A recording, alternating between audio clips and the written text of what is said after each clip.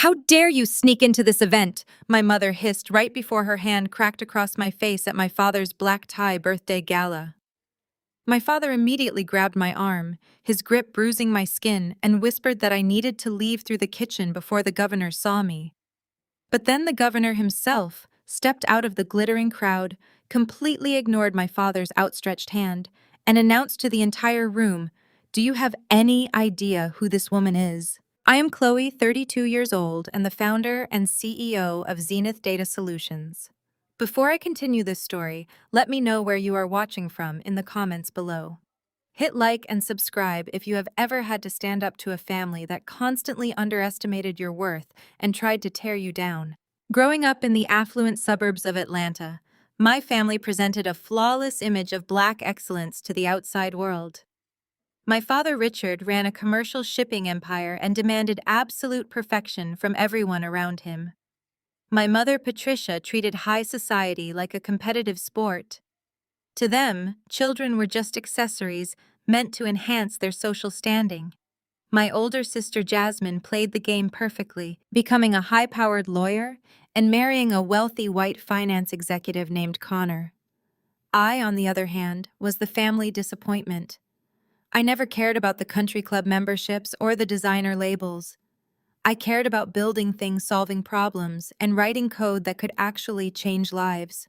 Tonight was my father's 60th birthday gala, held at the most exclusive country club in Buckhead. The ballroom was dripping in opulence. Crystal chandeliers cast a warm glow over massive floral arrangements of white orchids and gold-painted leaves. A jazz quartet played softly in the corner, while waiters in crisp tuxedos circulated with trays of expensive champagne and caviar. The guest list included the wealthiest business owners, politicians, and socialites in Georgia. Everyone was dressed to the nines, dripping in diamonds and wearing tailored suits. I stood quietly near a towering ice sculpture carved into the shape of a ship, a tribute to my father's business. I wore a simple but elegantly tailored emerald green gown. It did not have a flashy designer logo plastered across it, but the silk cascaded perfectly down my frame. I was sipping sparkling water, observing the room, waiting for the right moment to make my presence known. I had not spoken to my parents in 5 years. Not since the night they kicked me out of their house with $50 in my pocket. My quiet observation was violently interrupted. I felt a sharp, manicured hand grab my shoulder and spin me around. Before I could even register her face, Patricia's palm struck my cheek. The slap echoed over the soft jazz music, sharp and stinging. A few guests nearby turned their heads, their eyes wide with scandalized curiosity. I stood frozen, the left side of my face burning. My mother glared at me, her chest heaving under her expensive diamond necklace. Her eyes were practically bulging out of her head with a mixture of rage and absolute panic. "How dare you sneak in here?" she hissed, keeping her voice low but laced with pure venom. "You are a stain on this family." Before I could even open my mouth to respond, my father, Richard, materialized from the crowd. He marched straight up to me, bypassing his wife, and clamped his large, heavy hand tightly around my elbow. His grip was a vice, digging into my skin with enough force to leave a bruise. He did not look concerned about my well-being or the fact that his wife had just physically assaulted their daughter in public. He only cared about optics. "Do not make a scene," Richard muttered, leaning in so close I could smell the expensive scotch on his breath. "Leave through the kitchen right now before you embarrass me in front of the governor." I looked at the two of them. They looked so frantic, so terrified that my mere presence would somehow ruin their carefully curated illusion of perfection. I did not cry. I did not rub my cheek. I maintained a deadpan expression, locking eyes with my mother. Patricia stepped closer, invading my personal space, her voice dripping with absolute disgust. "You think you can just show up here in a cheap dress after dropping out of college and disappearing on us?" She sneered, looking me up and down like I was something she had scraped off the bottom of her shoe. "You could not even make it as a receptionist at a decent firm. Did you really think you could crash a $5,000 a plate dinner without an invitation? You do not belong in this room. Chloe, get out before I call security and have you thrown out like a common trespasser." They thought I was crashing. They truly believed I was the same broke, struggling 19-year-old they had discarded all those years ago. They had no idea that while they were busy maintaining their social climbing facade, I had been building a technology empire in cash. I had spent the last decade coding networking and developing a data analytics firm that was currently revolutionizing how the government handled public resources. I stood my ground, my posture perfectly straight, my voice calm, and completely devoid of emotion. "I am not leaving," I said simply. Richard's face contorted with anger. His grip on my arm tightened further. "You will do exactly as I say," he growled. "I am not going to let you ruin the most important night of my career. Governor Sterling is circulating the room right now. If he sees my runaway daughter looking like a lost charity case, it will destroy my reputation." At that exact moment, the crowd parted like the Red Sea. A hush fell over the immediate vicinity as a wall of men in dark suits stepped through the throng of wealthy guests. It was the governor's security detail clearing a path. Governor Sterling himself, a tall, distinguished man with a booming presence, strode confidently across the ballroom floor. He was flanked by his chief of staff and several high-ranking state officials. Richard instantly let go of my arm. His angry scowl vanished, replaced instantly by a slick, practiced, charming smile. He smoothed the lapels of his tuxedo and stepped forward, thrusting his hand out toward the politician, ready to play the gracious host. "Governor Sterling," Richard announced, projecting his voice so everyone nearby could hear. "It is an absolute honor to have you at my birthday celebration. Let me thank you for taking the time to—" The governor did not even break his stride. He completely bypassed my father, leaving Richard's hand hanging awkwardly in the empty air. Governor Sterling walked straight past Patricia, whose fake welcoming smile froze on her face. The governor stopped directly in front of me. His stern political expression melted into a bright, genuine smile. "Chloe," he said warmly, reaching out and pulling me into a respectful but friendly embrace. "I was hoping I would find you before the speeches began." A collective gasp seemed to ripple through the wealthy onlookers. My father's jaw actually dropped. My mother looked as if she had just been struck by lightning. They stared in absolute shock as the most powerful man in the state greeted their estranged, supposedly failed daughter like an esteemed colleague. The governor turned to face the crowd, placing a supportive hand on my shoulder. His voice carried across the silent ballroom, projecting authority and immense respect. "Do you have any idea who this woman is?" he asked, looking directly at my bewildered parents. Richard stammered, unable to form a coherent sentence. "Governor, she is I mean to say." Governor Sterling did not wait for his explanation.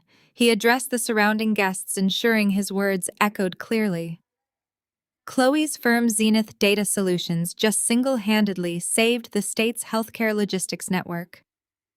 Her team developed the tracking algorithm that resolved our medical supply chain crisis last quarter.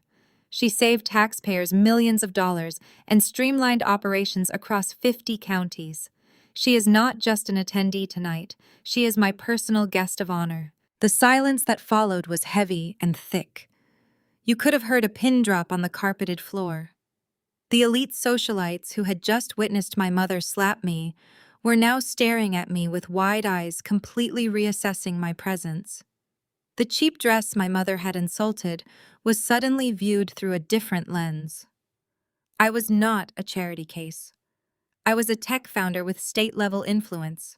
When Governor Sterling's words washed over the room, I felt a deep, resonant calm settle into my bones. For years, the memory of my parents' rejection had been a quiet hum in the back of my mind. It was the fuel that kept me awake writing code until 3 in the morning. It was the fire that pushed me to secure funding when banks refused to look twice at a young black woman pitching civic tech software. I had built Zenith Data Solutions with my own 2 hands, navigating an industry that constantly tried to shut me out, only to succeed beyond my wildest dreams. I turned my head slowly, letting my eyes meet my mother's. Patricia was hyperventilating slightly, her manicured hands trembling by her sides. Her brain was clearly short-circuiting, unable to reconcile the narrative she had constructed with the reality standing right in front of her.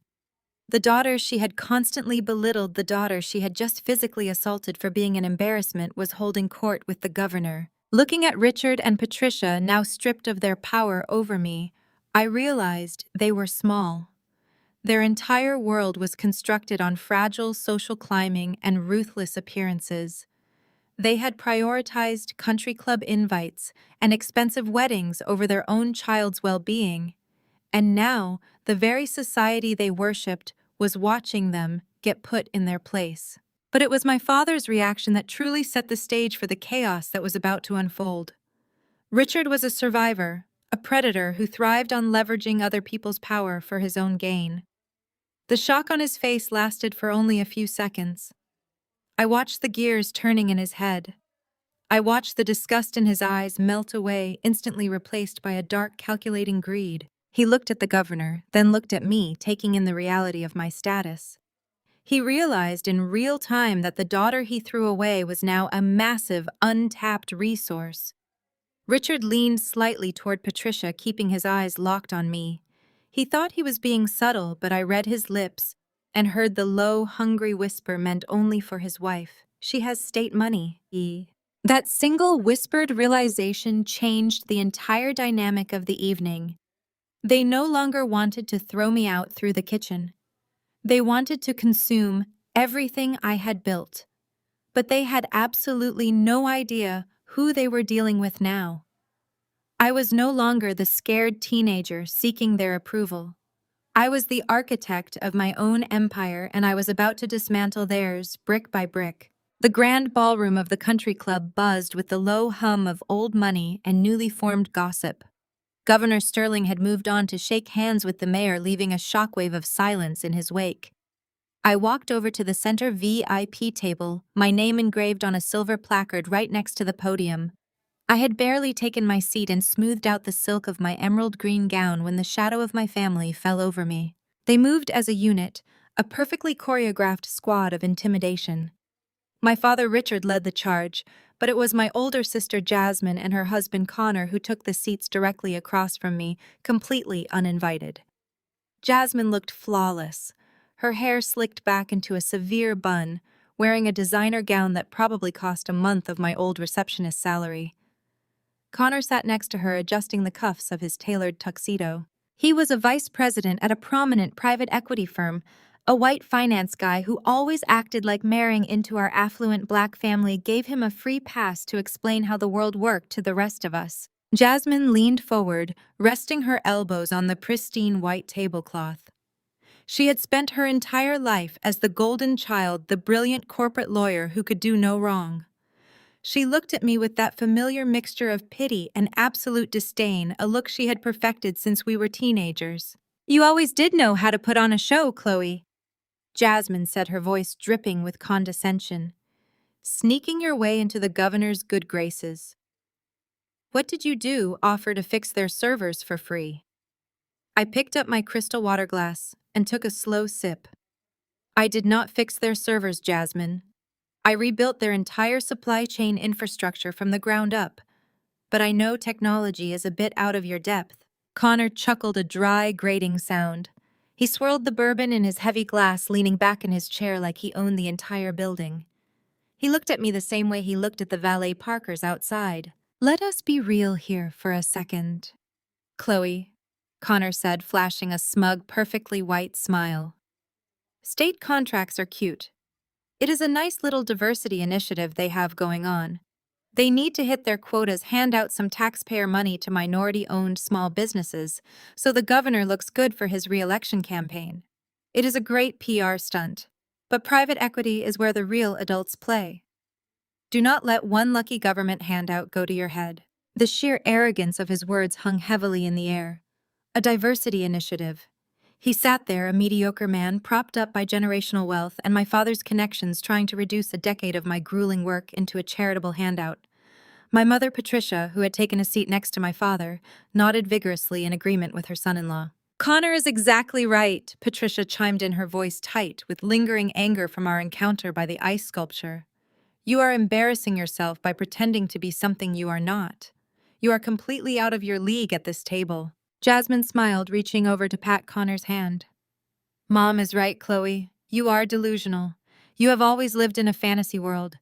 Do you remember when you begged Dad for a business loan for your little computer hobby?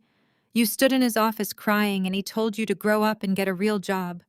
You could not even handle university without dropping out. And now you expect us to believe you are some tech mogul. Please. You are making a fool of yourself in front of everyone who matters. They sat there, a united front, waiting for me to shrink.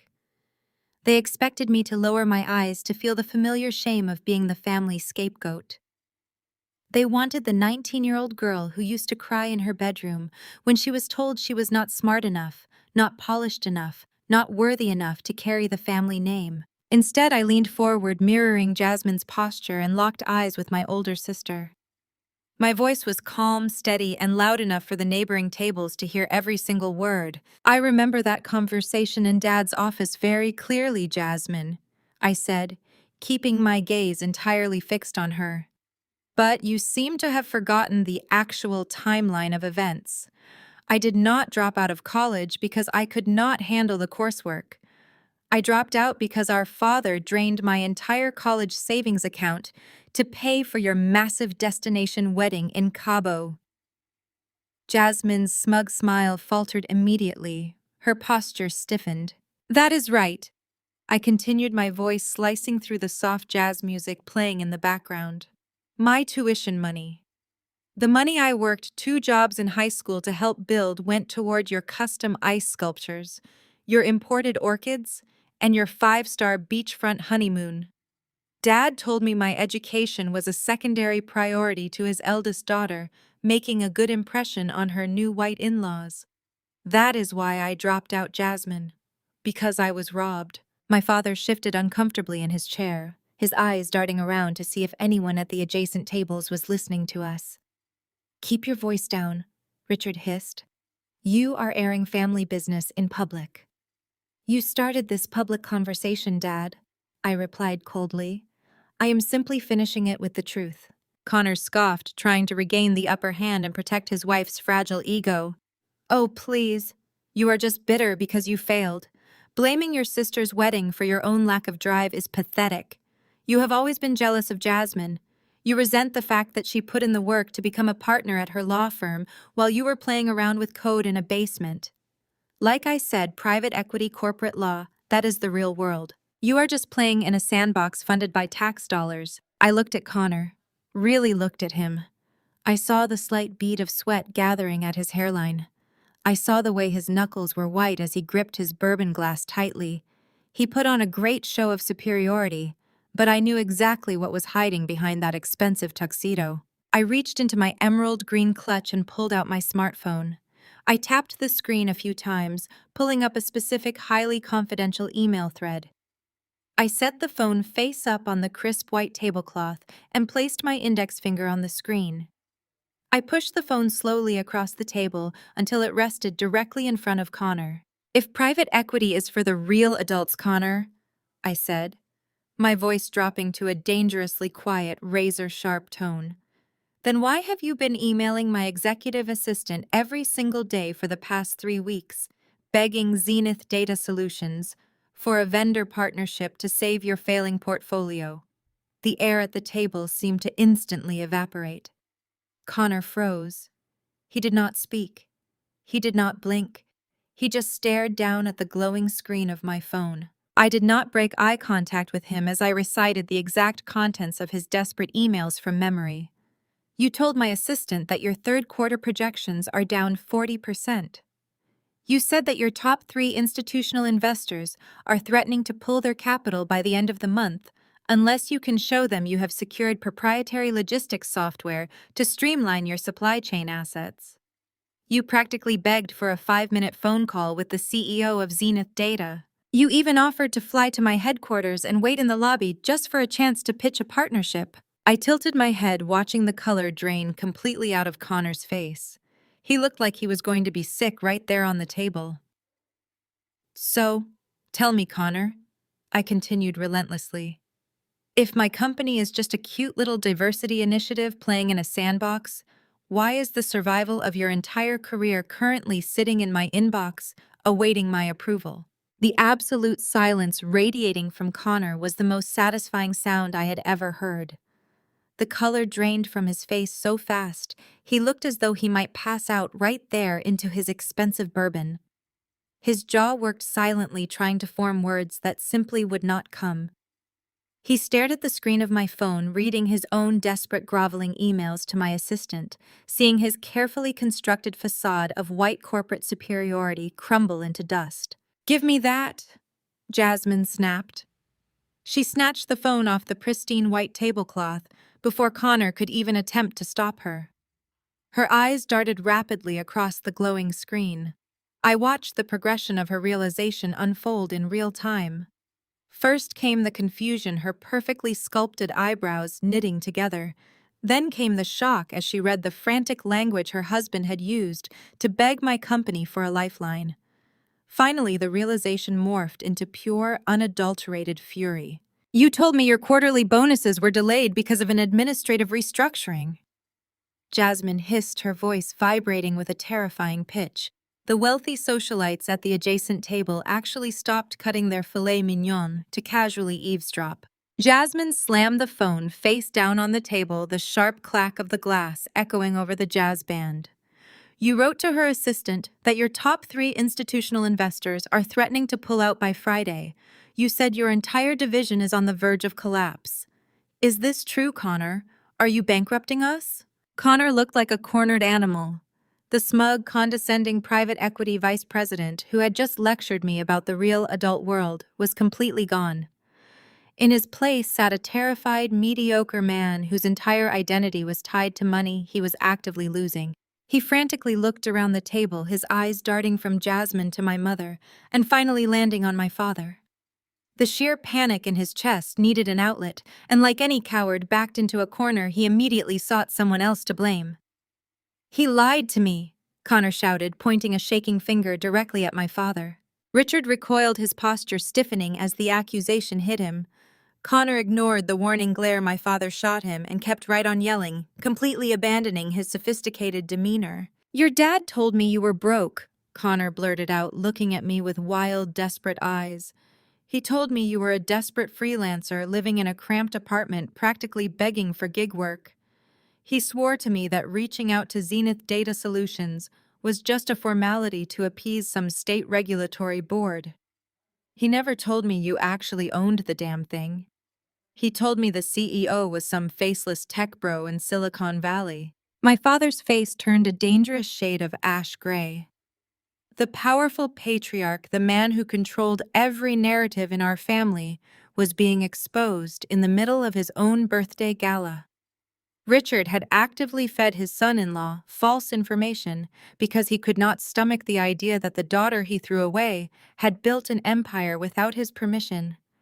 He would rather watch his own daughter-in-law's financial stability implode than admit I was successful. Richard slammed his fist onto the table, making the crystal glasses rattle. "Keep your voice down, Connor." Richard commanded, his tone low and lethal. "You are making a fool of yourself in front of my guests."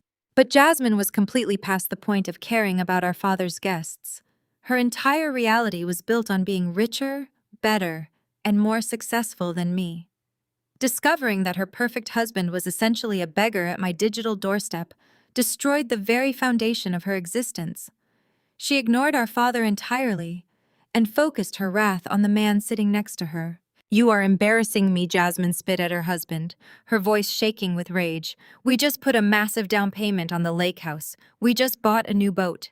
Are you telling me we cannot afford it? Are you telling me you have been secretly begging my college dropout sister for a corporate handout just so you do not lose your job?" Connor tried to reach for her hand, but she violently pulled it away.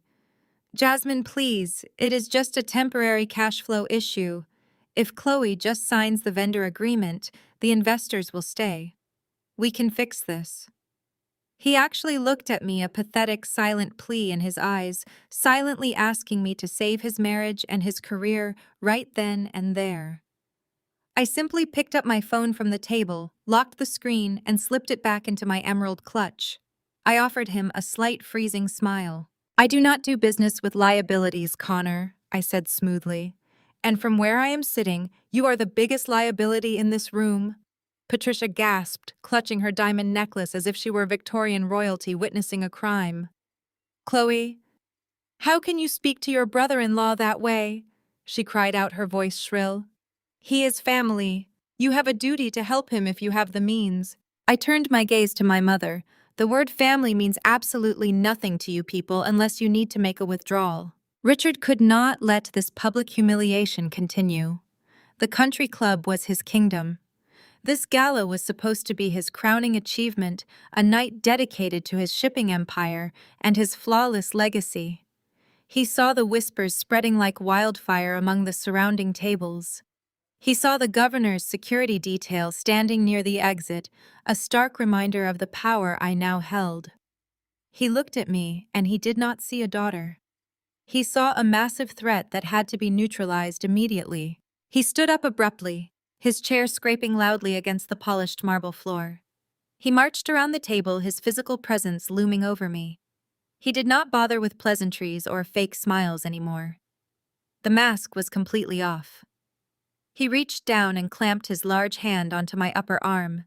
His grip was punishing, a brutal, aggressive reminder of the old authority he used to wield over me when I was a teenager living under his roof. He expected me to flinch. He expected me to cower. I did not move a single inch. I slowly looked down at his hand digging into my arm, and then I looked up directly into his furious, bloodshot eyes. "We are going to talk," Richard growled, his voice a low, terrifying rumble that brokered no opposition. "Now." He yanked me upward, forcing me to stand. I could have caused a massive scene. I could have screamed for the governor's security detail to intervene. I could have had him arrested for assault right there in the ballroom. But I did not. I wanted to see exactly how far he was willing to go.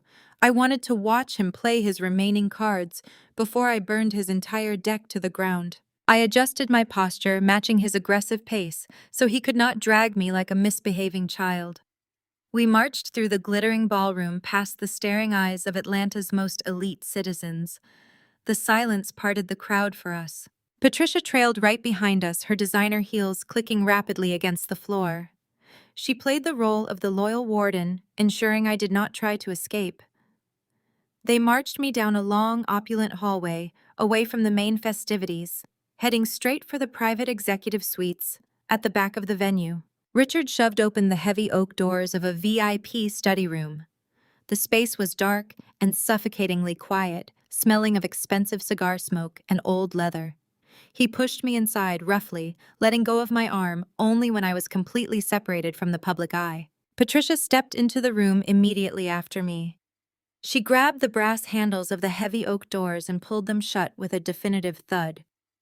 The heavy metallic click of the deadbolt locking echoed loudly in the small room, sealing us inside. The heavy metallic click of the deadbolt locking echoed loudly in the small room, sealing us inside. Patricia leaned against the oak doors, crossing her arms over her sequined gown like a heavily perfumed prison guard. The muffled sounds of the jazz band and the clinking glasses from the gala outside instantly faded into a suffocating, tense silence. Richard walked over to the massive mahogany desk in the center of the VIP study. He did not yell right away. The furious, red-faced tyrant who had just dragged me down the hallway was suddenly gone, replaced by a calculated, smooth-talking businessman. I watched the transformation happen in the span of 5 seconds. He unbuttoned his tuxedo jacket, let out a long, heavy sigh, and leaned back against the edge of the desk. He was pivoting. He realized that physical intimidation and public humiliation had failed to break me, so he was shifting to his backup strategy. He was going to try to play the benevolent patriarch. "Look at us," Richard said, his voice dropping an octave into a smooth, buttery tone. "Fighting in a back room while the governor of Georgia sings your praises out there. I have to admit, Chloe, you played this very close to the chest. I am impressed. You have grown into a formidable woman." I did not move from the center of the room. I kept my posture perfectly straight, my hands resting easily at my sides. "Save the performance, Richard. What do you want?" Patricia stepped forward from the door, her face softening into an expression of deep manufactured maternal concern. "Do not speak to your father with that tone," she murmured gently. "We are just overwhelmed, darling. You disappeared from our lives. We have worried about you every single day, seeing you out there so successful, so radiant. It is just a shock to the system. I stared at her, marveling at how easily the lies rolled off her tongue. A shock to the system. 20 minutes ago, you slapped me across the face and told me I was a stain on this family. Now I am your radiant darling. The whiplash is truly spectacular. Richard chuckled, a deep, resonant sound meant to disarm me. Your mother is just protective of our family image, Chloe. You know how high society in Atlanta can be. People are always looking for a crack in the armor. But let us put all that aside. Let us talk about the future. Your future. Our future. He walked around the desk and poured himself a glass of water from a crystal pitcher, offering me one with a tilt of his head. I did not blink. He set the glass down and locked eyes with me. Zenith Data Solutions. Richard mused, rolling the name around in his mouth like a fine wine. Securing a state healthcare logistics contract is monumental. You have access to millions in government funding and influx of liquid capital that most companies can only dream of. But you are young, Chloe. You are inexperienced in the major leagues. Government money comes with red tape audits and wolves looking to tear you apart. You need an established corporate partner to shelter those funds. You need an umbrella corporation with decades of infrastructure to help you scale. I let out a slow, dry laugh. You mean your shipping company? Exactly, Richard said, clapping his hands together once. Wilson Commercial Shipping is a legacy brand, but right now we are facing some temporary supply chain bottlenecks. Cash flow is tight. If Zenith Data funnels its state contract capital into Wilson Shipping through a vendor partnership, I can guarantee your money is sheltered and you can provide the liquidity I need to expand our fleet. It is a win for everyone. We consolidate the wealth. We build an unstoppable black dynasty in this city. He took a step closer to me, his voice taking on a thick layer of emotional manipulation. We are family, Chloe. When you reach the top, you do not pull up the ladder. You pull up your blood. You owe me for the roof I put over your head. You owe this family for the foundation we gave you. The sheer audacity of his words hung in the stale, cigar-scented air. He was standing there demanding I use taxpayer money to bail out his failing business, wrapping his greed in the sacred cloth of family duty. He expected me to be grateful. I looked him dead in the eye, stripping away every ounce of emotion from my voice. The roof over my head, I repeated, my tone dropping to a glacial chill. Do you want to talk about the roof over my head, Dad? Let us talk about my 19th birthday. Let us talk about the night you called me into your home office, handed me a stack of commercial loan documents, and told me to sign on the dotted line. Richard's jaw clenched. His smooth demeanor faltered for a fraction of a second. That was a standard business procedure he dismissed quickly. It was wire fraud, I fired back, my voice echoing off the wood-paneled walls. Your credit was overextended. Your shipping company was already drowning in debt and you needed a clean social security number to secure a $500,000 loan. You tried to use your own teenage daughter as a financial human shield. And when I read the paperwork, when I saw the illegal terms and refused to sign my life away for your fraudulent scheme, what did you do? Patricia looked away suddenly, very interested in the pattern of the Persian rug. I will tell you what you did. I continued, stepping right up to him. You grabbed me by the collar of my shirt. You dragged me to the front door. You threw my duffel bag onto the driveway in the pouring rain. You threw a crumpled $50 bill at my chest and told me I was dead to you. You kicked me out at 19 with $50 because I refused to be a cosigner on your federal crime. So do not stand there in your custom tuxedo and talk to me about the roof you put over my head. You tore my roof down the second I stopped being useful to your bottom line. The silence in the room was absolute. Richard stared at me, his chest rising and falling heavily. He knew he had no defense. He knew I held the exact memory of his cruelty, and I was not going to let him gaslight me into forgetting it. Patricia, realizing that Richard's business negotiation had completely failed, immediately sprang into action. She moved away from the door and threw herself onto the leather sofa. She buried her face in her hands, her shoulders shaking with loud theatrical sobs. "Chloe, please!" Patricia wailed, her voice cracking with manufactured grief. You are breaking my heart. You do not understand the pressure we were under. The shipping company is everything we have. It is our legacy. We made mistakes, yes. God knows we made mistakes, but we are your parents. I carried you for 9 months. I stayed up with you when you were sick. We are begging you. Begging." She looked up at me, her mascara perfectly intact despite the dramatic crying. Her eyes were wide, pleading, utilizing every ounce of maternal guilt she could summon. "If Wilson Shipping goes under, we lose the house," Patricia cried. "We lose our standing. Jasmine's career will take a hit. Connor will leave her. We will be ruined, Chloe. We are drowning. You have more money now than you could ever spend. You have the governor eating out of the palm of your hand. Please, baby, please save us. Just sign the vendor agreement. Do not destroy your own family over a grudge." I watched my mother cry. 10 years ago, those tears would have broken me. 10 years ago, I would have done anything, signed anything, sacrificed any part of myself just to make her stop crying and finally tell me she loved me. But today, I felt absolutely nothing. Her tears were just a transaction, a currency she was trying to spend to access my bank account. I casually unclasped my designer clutch. I reached inside and pulled out a thick, heavy legal dossier bound in black leather. I held it in my hand for a moment, feeling the satisfying weight of it. I walked over to the mahogany desk right past my father and dropped the dossier onto the polished wood. The heavy thud made Patricia's fake sobbing hitch in her throat. Richard stared at the black folder like it was a live explosive. "What is that?" Richard asked, his voice losing all its smooth confidence.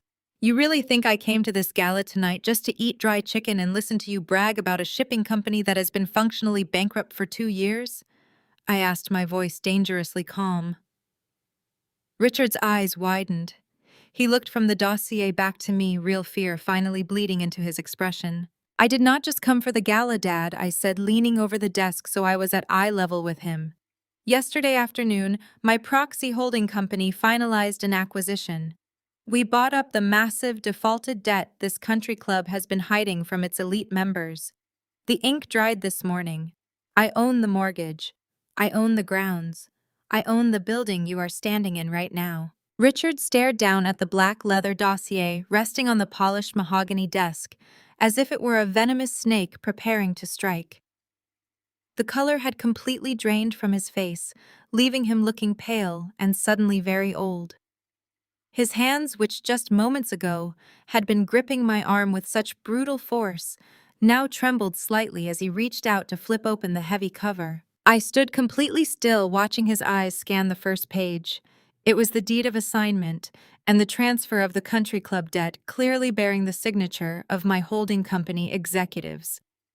I watched his throat work as he swallowed hard, processing the reality that the very floor he stood on, the exclusive domain where he had just humiliated me, now belonged entirely to me. "But the country club is just a real estate play, Dad," I said, keeping my voice smooth and conversational. "A minor acquisition to expand my commercial portfolio. You should turn to the second section. That part is much more relevant to your immediate future." Richard hesitated. He shot a frantic, terrified glance at Patricia, who had stopped her theatrical sobbing and was now sitting rigidly on the leather sofa, wiping her dry eyes. He looked back down at the dossier and slowly turned the page. I did not need to see the documents to know exactly what he was looking at. I had memorized every single line of data. "Those are the internal financial records for Wilson Commercial Shipping. For the past 4 fiscal years," I explained, pacing slowly across the thick Persian rug. "When Zenith Data Solutions partnered with the state, we ran comprehensive stress tests on all major logistics vendors in the region. We built an algorithm to detect supply chain inefficiencies and financial irregularities. I ran your shipping company through my systems, Dad. Do you want to know what my algorithm found?" Richard was breathing heavily now, his eyes darting frantically across the spreadsheets, the highlighted bank transfers, and the printed copies of federal notices. He could not speak. The charismatic CEO, the untouchable patriarch of our family, was entirely paralyzed by the paper trail of his own arrogance. It found a double ledger. I continued, my voice slicing through the heavy silence of the study. It found phantom employee payrolls being used to funnel commercial shipping profits directly into offshore shell accounts. It found systemic tax evasion to the tune of $4 million. You have not been suffering from temporary supply chain bottlenecks, Richard. You have been actively robbing your own company blind to maintain your mansion, to pay for Jasmine's lavish lifestyle, and to keep up the illusion of black excellence you sell to everyone in Atlanta. And worse, the IRS Criminal Investigation Division already knows. The third section of that folder contains the federal subpoenas you have been desperately trying to hide from your board of directors. The silence that followed was absolute. For a long, agonizing moment, the only sound in the room was the faint ticking of the grandfather clock in the corner. Then Patricia moved. The doting, helpless mother act evaporated instantly, replaced by pure animalistic panic. She realized in a fraction of a second that her designer clothes, her country club status, and her entire high society identity were about to be incinerated. She let out a guttural shriek and lunged off the leather sofa.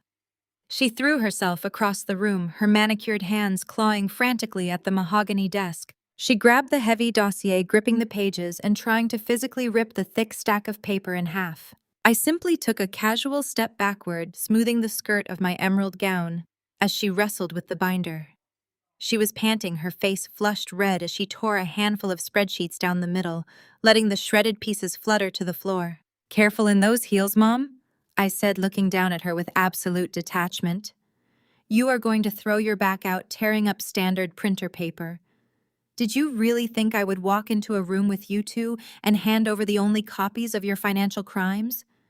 The digital originals are locked in a secure, encrypted cloud server.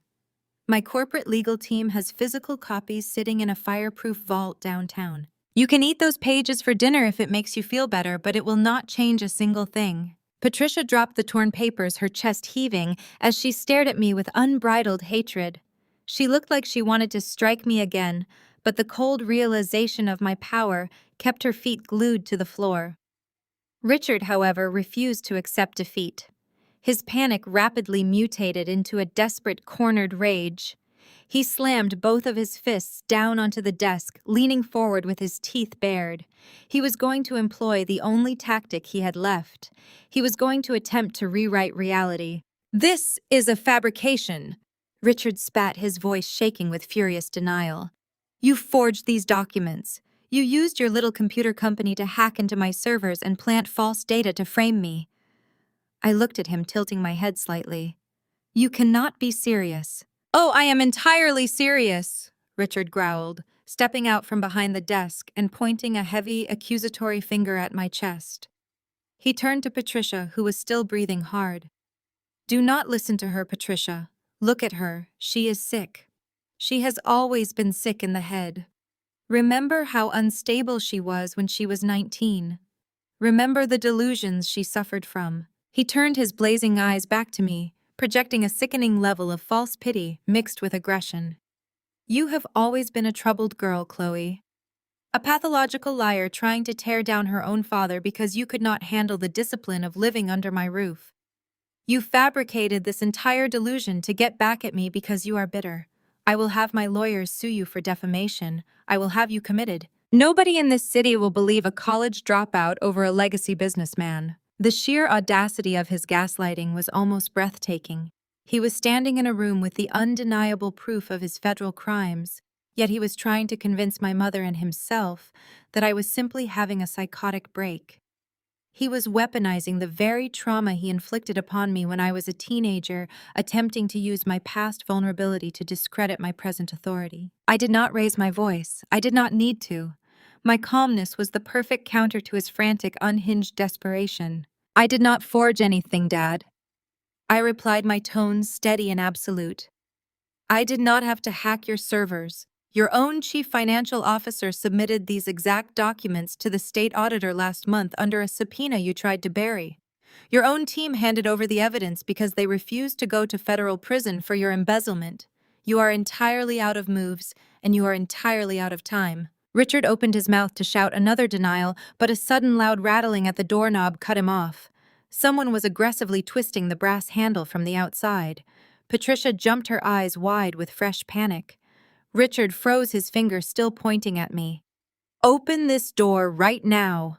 A shrill, demanding voice muffled by the heavy oak echoed from the hallway. It was Jasmine. I heard the distinct sound of a master key sliding into the lock, followed by a heavy click.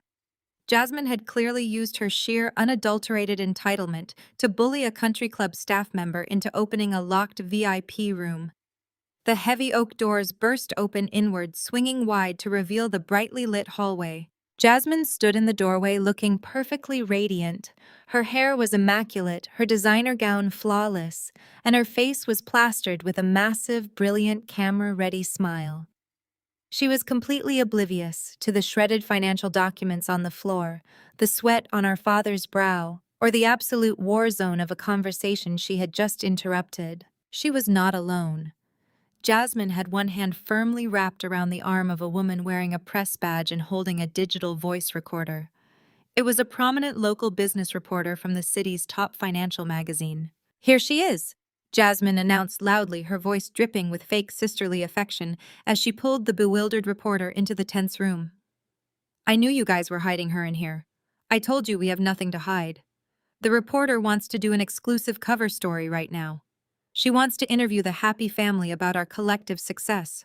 Jasmine stood in the doorway, practically glowing with self-satisfaction.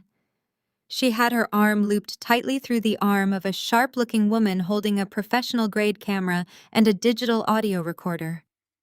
Jasmine thought she was bringing the press in to capture our father's glory and perhaps siphon some of my newly discovered clout for herself. She had absolutely no idea she had just escorted the media into a financial crime scene. I watched a masterclass in sociopathic adaptation unfold right in front of my eyes. The second Patricia processed the word reporter, the primal clawing panic vanished from her face. She smoothed down the front of her sequined gown, took a deep, shuddering breath, and instantly transformed back into the polished philanthropic matriarch of Atlanta society. It was genuinely terrifying to witness how quickly she could bury her own reality. Patricia practically sprinted across the Persian rug. Before I could step away, she threw her arms around my shoulders, pulling me into a suffocating, perfume-drenched embrace. She faced the reporter with a dazzling, camera-ready smile that did not reach her panicked, bloodshot eyes. "Oh, Jasmine, what a brilliant idea!" Patricia cooed, her voice dripping with artificial sweetness. "Please come in. We were just having a deeply emotional family moment. You know how it is when your children achieve such monumental success. It just brings tears to a mother's eyes." She actually reached up and dabbed at the corner of her eye, pretending the remnants of her terrified sobbing from 2 minutes ago were tears of maternal joy. The reporter stepped fully into the VIP study, her eyes scanning the room with professional curiosity. She noticed the shredded corporate financial papers scattered on the hardwood floor, but Patricia kicked them smoothly under the edge of the mahogany desk with the heel of her stiletto. "I always knew my little girl would be a star." Patricia continued, squeezing my shoulder so hard her manicured nails dug painfully into my skin.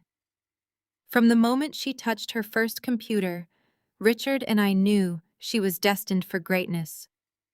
We funded her first startup, you know. Family support is everything in the Black business community. We believe in building generational wealth together. Richard, sweating profusely by the desk, forced a rigid smile and nodded. He looked like a man standing on a trapdoor waiting for the lever to be pulled. "That is right," Richard added, his voice hollow. "A strong foundation. We gave Chloe the tools she needed to conquer the tech world." The reporter smiled warmly, holding up her audio recorder. "That is a beautiful narrative, Mrs. Wilson. A true Atlanta legacy family. Chloe as the CEO of Zenith Data Solutions. How much of your current success with the state healthcare contracts do you attribute to this incredible family backing?" I did not smile. I did not play along. I reached up, grabbed Patricia's wrist, and slowly, deliberately removed her hand from my shoulder. I let her arm drop to her side like it was dead weight. I took a step forward, closing the distance between myself and the reporter, stepping entirely out of my family's shadow. I looked directly into the camera lens the reporter had raised to her eye level. "Actually, my mother did not fund my company," I said. My voice was perfectly level. It carried the sharp, uncompromising clarity of a woman who had nothing left to lose and absolutely nothing left to hide. Patricia let out a nervous, high-pitched giggle, stepping up quickly beside me. "Oh, Chloe is always so fiercely independent," Patricia interrupted, waving her hand dismissively at the reporter. "She likes to pretend she did it all by herself. It is just her fierce entrepreneurial spirit talking." I did not break eye contact with the reporter. I did not even look at Patricia as I delivered the execution blow. She did not fund my company. I repeated, my voice dropping to a glacial chill. What she did do was take out $80,000 in credit cards using my social security number when I was 18 years old. She used my identity to buy designer handbags, fund country club galas, and maintain the illusion of this perfect, affluent lifestyle you see right now. The reporter lowered her camera slightly, her mouth falling open. The entire dynamic of the room shattered in an instant. The false warmth evaporated, replaced by a suffocating radioactive tension. She completely destroyed my credit score before I was even old enough to legally buy a drink.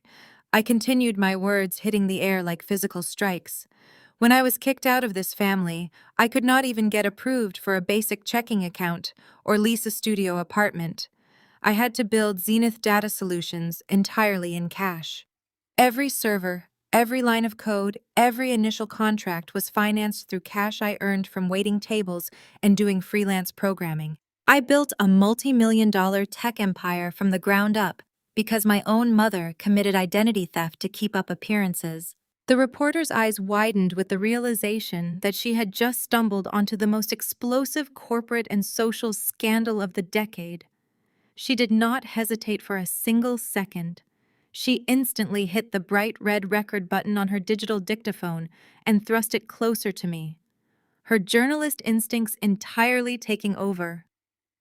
Patricia lost her mind. The polished matriarch mask shattered permanently, exposing the terrified, cornered woman underneath. "She is a pathological liar," Patricia screamed, her voice cracking into a shrill, hysterical shriek that echoed off the high ceiling. "Turn that off right now. Turn that device off. She is a sick, delusional girl making up stories because she is jealous of her sister." Jasmine, finally realizing the catastrophic magnitude of the situation she had just walked into, stepped forward. Her pristine, confident lawyer persona kicked into overdrive as she moved to shield her parents. She pointed a manicured finger directly at the reporter's chest, her face contorted with rage. "If you publish a single word of this, I will personally sue you and your publication into bankruptcy," Jasmine shouted, placing herself between me and the reporter. "This is blatant defamation. It is slander. Turn that device off immediately and hand over the memory card, or I am calling the police and having you arrested for trespassing." Jasmine stood breathing heavily, pointing a trembling manicured finger directly at the reporter. She genuinely believed her status as a corporate lawyer could intimidate the truth into submission. She expected the journalist to cower, to apologize, and to hand over the digital recorder out of fear of a massive lawsuit. But Jasmine fundamentally misunderstood the situation. She was used to bullying junior associates and paralegals in closed boardrooms. She had absolutely no idea how to handle a seasoned financial journalist who had just been handed the scandal of the decade on a silver platter. I did not even look at Jasmine. Her threats were empty air. I simply turned my head toward the open doorway leading out into the opulent corridor and gave a brief, subtle nod. Maya, my executive assistant, had been standing patiently in the shadows of the hallway the entire time. Maya is brilliant, meticulous, and fiercely loyal. She had been by my side since Zenith Data Solutions was operating out of a damp, windowless basement office. She walked into the tense, suffocating atmosphere of the VIP study with the absolute calm of a woman who held the winning hand in a high-stakes game. Maya unzipped her sleek leather folio and pulled out a thick, legal-sized envelope. She bypassed Jasmine completely, treating my older sister like a minor obstacle, and handed the heavy envelope directly to the waiting reporter. I kept my eyes locked entirely on Patricia as I spoke. "Go ahead and open it," I told the reporter, my voice steady and commanding. "Inside that envelope, you will find the original police reports I filed in Fulton County 14 years ago. You will find the sworn fraud affidavits submitted to all 3 major credit bureaus. You will also find copies of the forged platinum credit card applications, complete with the fake signatures my mother used to bypass the identity verification process." She used my social security number to open 6 different high-limit accounts to pay for her country club dues, her designer dresses, and the expensive catering for her elite charity luncheons. Jasmine's hand dropped slowly to her side. She looked from me to the thick envelope in the reporter's hands. For a woman who prided herself on knowing every legal loophole and defending corporate criminals, she was suddenly paralyzed by the undeniable presence of hard physical evidence. The reporter did not hesitate for a single second. She was a shark who had just smelled blood in the water. She flipped open the envelope, her eyes scanning the bold, indisputable legal letterhead. The journalist saw the official state court stamps. She saw the police case numbers.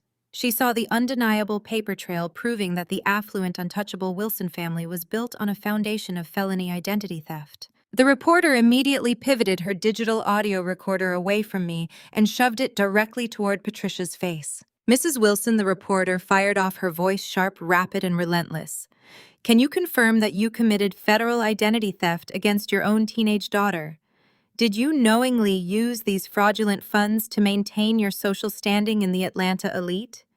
Does your husband's commercial shipping company know that its primary social benefactor is a documented fraudster? Are you prepared to face potential criminal charges for these actions? Patricia physically recoiled as if the small audio recorder were a loaded weapon pointed at her chest. Her hands flew to her neck, clutching her heavy diamond necklace so tightly the silver chain looked ready to snap under the pressure.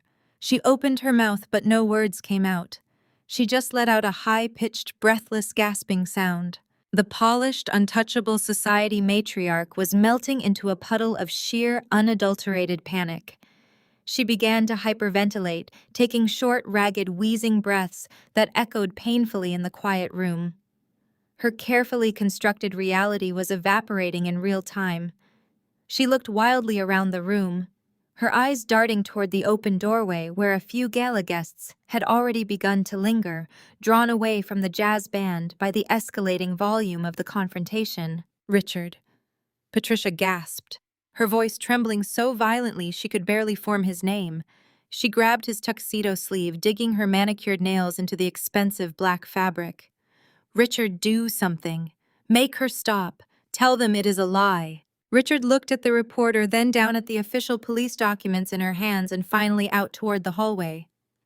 He realized in a fraction of a second that his entire legacy was burning to the ground. His shipping company relied heavily on his pristine public image and his connections with the city's political elite. A scandal of this magnitude splashed across the cover of the city's top financial magazine would cause his remaining institutional investors to flee in absolute terror. His empire was already bankrupt behind the scenes, but this public exposure would be the final fatal blow. Richard completely lost his mind. The calculated, smooth-talking chief executive vanished in an instant, replaced entirely by a desperate, violent man cornered by the consequences of his own lies. "Get that camera out of my face!"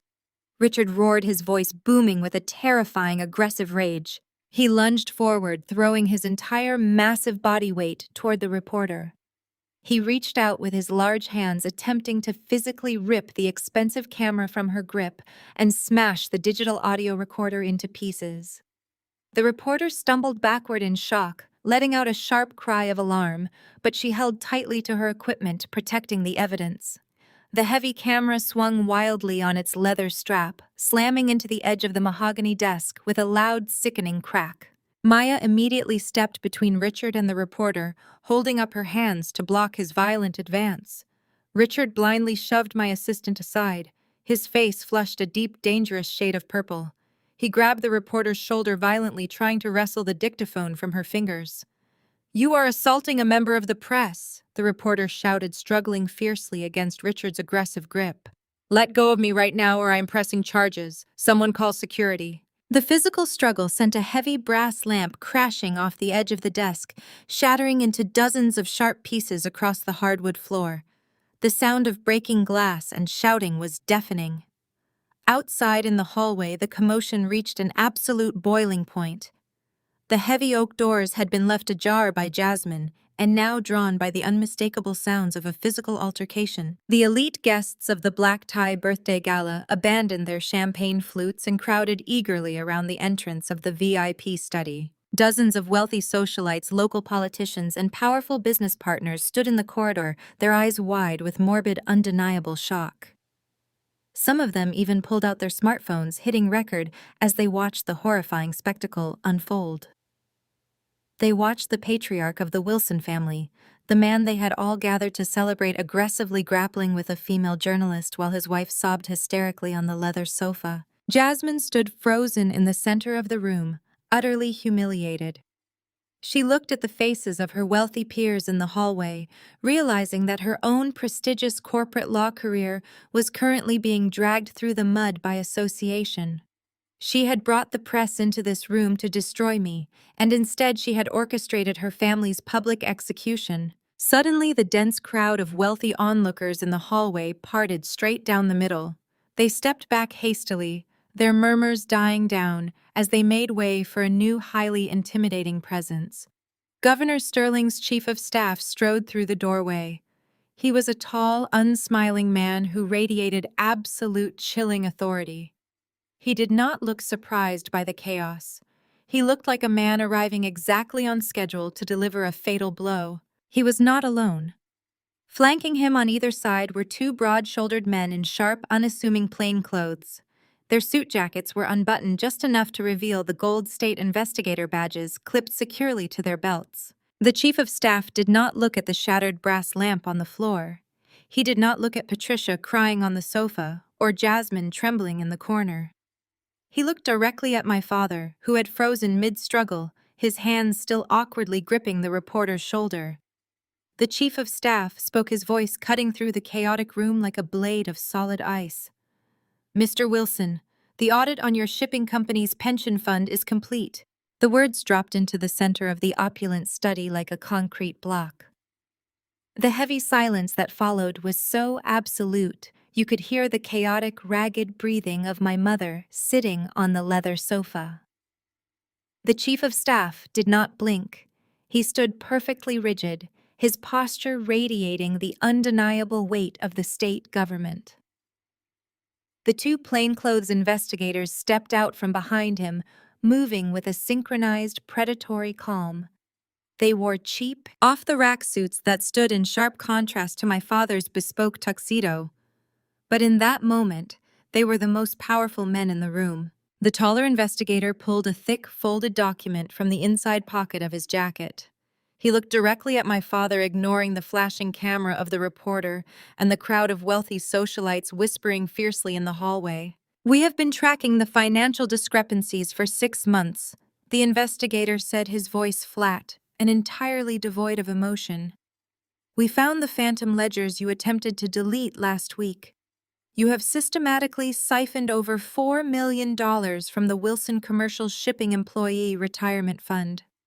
You diverted pension contributions from your own working-class employees directly into private offshore holding accounts." Jasmine immediately snapped out of her humiliated paralysis. Her corporate lawyer instincts kicked in a desperate attempt to regain control of a rapidly deteriorating situation.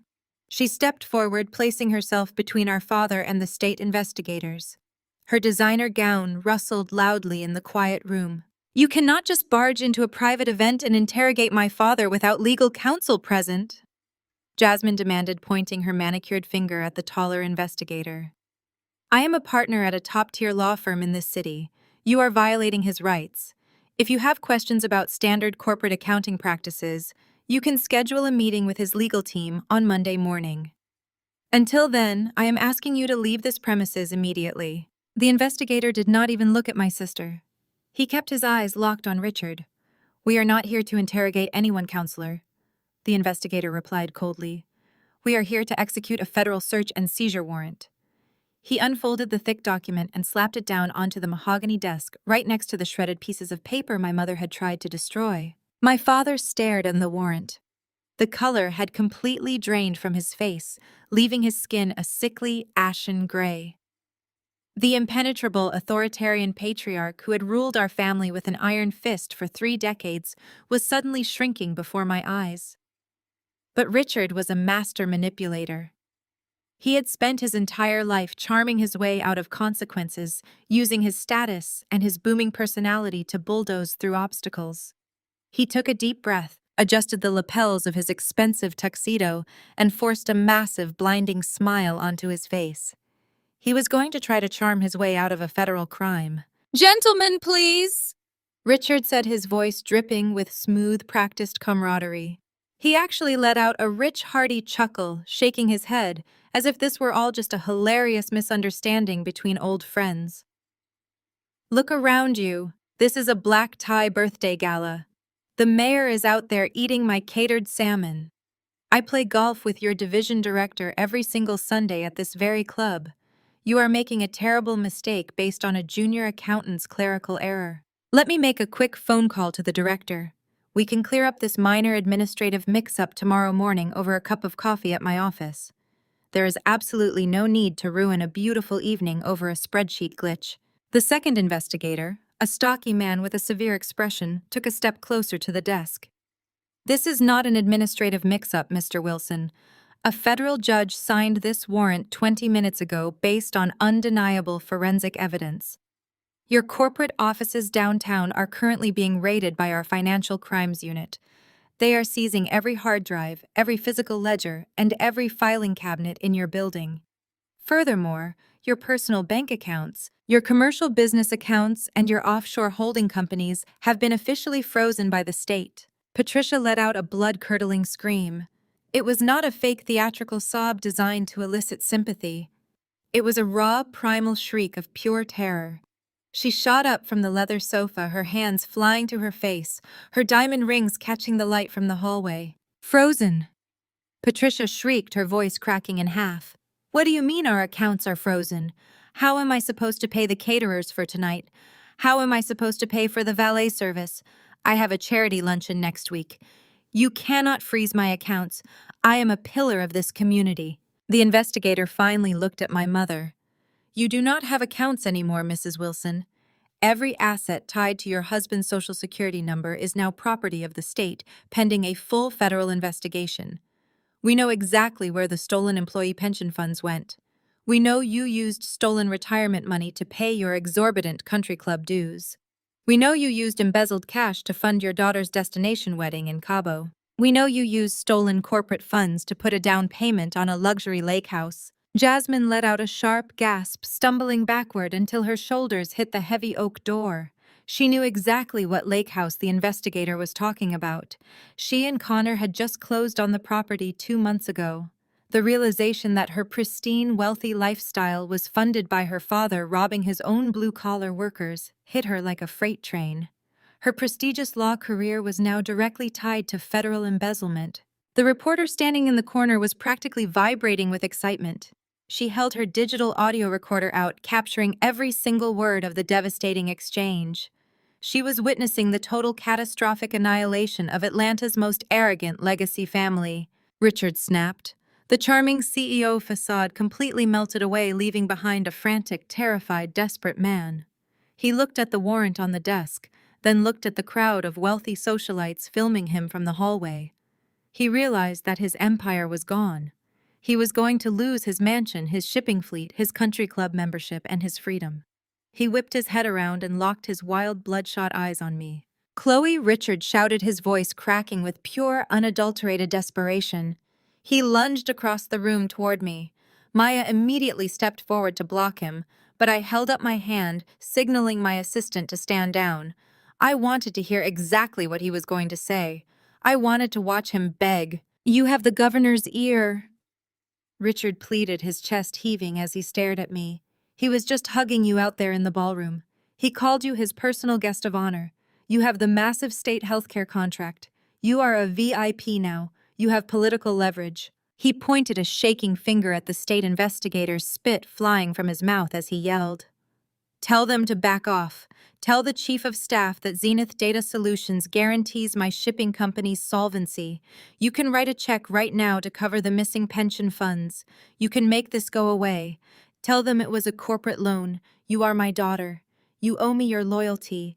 You have the power to stop this right now. Call the governor and call off these dogs. Fix this." I stared at the man who had tormented me for my entire life. I looked at the man who had kicked me out into the rain with $50, the man who had drained my college savings to buy my sister's love, the man who had just grabbed me by the arm and threatened to destroy me. He was actually standing there demanding that I use the empire I built with my own bleeding hands to cover up his federal crimes. "You want me to vouch for you?" I asked, my voice deadly quiet, cutting through the manic energy of the room. "When I stood in your office and begged you to co-sign a tiny student loan so I could finish my degree, you looked me in the eye and told me I was a bad investment. You told me I was a failure who would never amount to anything. You told me I was a stain on your perfect legacy. And now you expect me to burn my state contracts and risk federal prison just to save you from your own greed." I took a slow, deliberate step toward him. "I am not your safety net, Richard. You made your bed with stolen money, and now you are going to sleep in a federal cell." While Richard stared at me in horrified silence, my eyes drifted over his shoulder to the doorway. Connor was standing perfectly still just outside the VIP study. The tall, arrogant, white private equity executive who had mocked my state contracts and belittled my business was currently watching his entire world catch fire. Connor's face was chalk white. His jaw hung slightly open. As a finance vice president, he understood the brutal, unforgiving mechanics of federal audits better than anyone else in the room. He knew exactly what frozen assets and pension embezzlement meant. He knew that the SEC would launch a full investigation into anyone associated with the Wilson family. Connor realized in that exact moment that his ticket into a wealthy, influential family had just become a massive radioactive liability. He realized that the lake house he just bought was funded by stolen money. He realized that Jasmine, the flawless corporate lawyer he married for status, had absolutely nothing left to her name. Her reputation was destroyed, her family was bankrupt, and her father was going to prison. I watched the ruthless, cold calculation wash over Connor's pale face. He looked at Jasmine, who was currently weeping against the wall, and then he slowly took a deliberate step backward, physically distancing himself from the wreckage of my family. Connor took another deliberate step backward toward the heavy oak doors, his hands raised slightly in front of his chest in a universal gesture of surrender.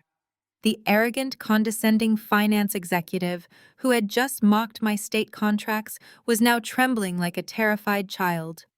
He looked directly past his weeping wife and locked eyes with the taller state investigator. "I want it on the official record right now that I have absolutely zero operational involvement with Wilson Commercial Shipping," Connor declared, his voice high and frantic. "I am entirely independent of my father-in-law's business dealings. I do not have access to their corporate accounts. I have never seen their pension ledgers, and I had absolutely no prior knowledge of any federal embezzlement. You can audit my personal firm all you want. You will find that I am completely detached from this criminal enterprise." Jasmine stopped crying. She slowly lowered her hands from her face, staring at her husband as if he had just transformed into a completely unrecognizable monster. The pristine, untouchable golden child of the Wilson family was watching her perfect marriage disintegrate in front of an audience of Atlanta's most elite socialites. "Connor, what are you doing?" Jasmine whispered, her voice cracking with disbelief. "You cannot say those things to them. You are my husband. You are supposed to defend us. We are a team." Connor looked at Jasmine, and the sheer unadulterated disgust on his face was staggering. The man who had gladly reaped the benefits of my father's stolen wealth for years was now treating my sister like she was carrying a highly contagious disease. He smoothed the front of his tailored tuxedo jacket, desperately trying to physically distance his own pristine image from the radioactive fallout of our family. "We are not a team," Jasmine, Connor said, his tone dripping with absolute ice. "I am an executive at a top-tier private equity firm. My entire career is built on financial integrity and public trust. Do you honestly think I am going to let my reputation be dragged through federal court because your father decided to rob his own blue-collar employees? You people are criminals. I am not going down for your family's spectacular incompetence." He took another step back, practically pressing himself into the doorframe to get as far away from her as possible. "I am leaving," Connor announced, addressing the entire room. "I am walking out of this building right now and I am calling my legal team. We are done, Jasmine. I want a divorce. I will have the papers expedited to you by Monday morning. Do not ever contact me again." The absolute silence that followed his declaration was deafening. The wealthy guests lingering in the hallway outside the VIP study held their collective breath. The flash of the reporter's camera illuminated the room in a sudden harsh burst of white light, capturing the exact moment my sister's flawless manufactured reality shattered into a million irreparable pieces. For a few agonizing seconds, Jasmine just stood there completely paralyzed by the public humiliation of being dumped by her opportunistic white husband in the middle of a federal raid. But my sister had never been one to accept defeat gracefully. She had spent her entire life stepping on my neck to maintain her position at the top of the family hierarchy. When she finally realized that Connor was genuinely abandoning her to save his own skin, her shock violently mutated into pure, unhinged fury. "You coward!" Jasmine screamed, the sound tearing out of her throat with a terrifying, ragged intensity. "You absolute, miserable, pathetic coward!" She lunged forward, her designer gown tangling around her legs as she closed the distance between them. She pointed her manicured finger directly into his pale, sweating face, completely abandoning the poised, professional lawyer persona she had spent decades cultivating. "You think you are so superior because you work in private equity?" Jasmine shrieked, her voice echoing down the opulent corridor outside. "You think you are going to walk out of here and play the innocent victim? You want to talk about financial integrity to these investigators. Let us talk about your integrity, Connor. Let us talk about the fact that your prestigious career is a complete and total sham." Connor's eyes widened in sheer panic. He tried to raise his hand to silence her, glancing desperately at the reporter who was holding her digital dictaphone dangerously close to them. "Jasmine, shut your mouth right now," he hissed. "I will not shut up!" Jasmine roared, stepping so close to him that he was forced to press his back against the doorframe. "You are leaving me. You are abandoning me when my family is under attack. I am going to tell everyone exactly who you really are." Jasmine turned her head, projecting her voice toward the hallway full of affluent business owners and politicians. "Connor was a failing junior analyst drowning in terrible investments when I met him." Jasmine announced, her words hitting the room like rapid-fire artillery. "He was 2 weeks away from being fired for incompetence by his own managing director. He had 0 assets and 0 prospects. My father is the only reason he even has a job. My father wrote a $500,000 check to Connor's firm under the table just to buy him that vice president title. My father's stolen money paid for your promotion. Connor, you are nothing without the wealth you just called criminal." Connor's face turned a violent shade of red. He looked around wildly, seeing the disgusted expressions of his wealthy peers in the hallway. His entire corporate identity had just been eviscerated by his own wife on the record. "You are a hysterical liar," Connor stammered, attempting to push past her toward the exit. But Jasmine was relentless. She grabbed the lapel of his tuxedo, yanking him back. "And that beautiful lake house we just closed on," Jasmine laughed, a sharp, bitter, terrifying sound. "The one you have been bragging about to all your golf buddies all month. Where do you think the down payment came from, Connor? It came from my father's commercial shipping accounts. The state is going to seize that property by tomorrow morning. You are going to be homeless, jobless, and completely humiliated. You are going down right alongside us." The entire perfect family dynamic imploded right in front of my eyes. It was a complete and total bloodbath, and I did not have to lift a single finger. They were tearing each other apart with the very same vicious, ruthless energy they had used to destroy my self-esteem for the past 30 years. Patricia, realizing that her golden child and her prize son-in-law were actively giving the press enough ammunition to fuel a decade of tabloid scandals, finally snapped out of her own panic. She scrambled off the leather sofa, her heavy diamond necklace swinging wildly against her chest. "Stop it!" Patricia shrieked, waving her hands frantically in the air. "Both of you shut your mouths this instant. The reporter is recording everything you are saying. You are ruining our reputation. You are destroying our legacy." Richard spun around his face slick with sweat and directed his boiling rage entirely at my mother. Our legacy is already dead. Patricia, Richard bellowed, his voice shaking the glass frames of the artwork hanging on the walls. Do you not understand what is happening here? The federal government is seizing everything. And do not stand there acting like you are the victim in all this. I did this for you. I siphoned those pension funds to pay for your ridiculous country club luncheons, your designer wardrobes, and your endless charity galas. I risked federal prison because you threatened to divorce me if I could not maintain your standard of living. You spent the stolen money just as fast as I could embezzle it. How dare you blame me for your incompetence? Patricia screamed back at him, completely abandoning her polished matriarch facade. You told me the company was thriving. You promised me we were financially secure. You said your accountants had the audits completely handled. You lied to me.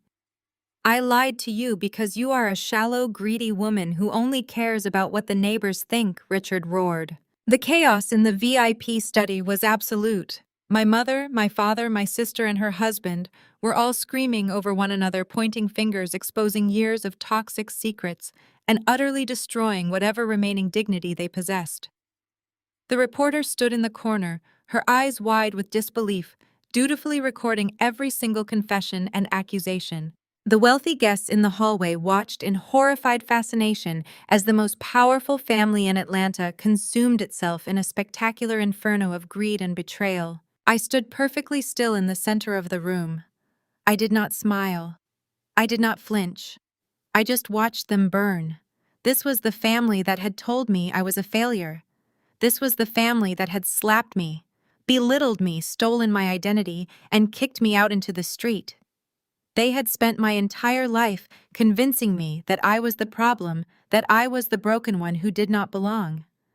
But looking at them now acting like cornered animals turning on their own pack, the absolute truth was undeniable. I was the only sane person in the room. I was the only one who had survived them.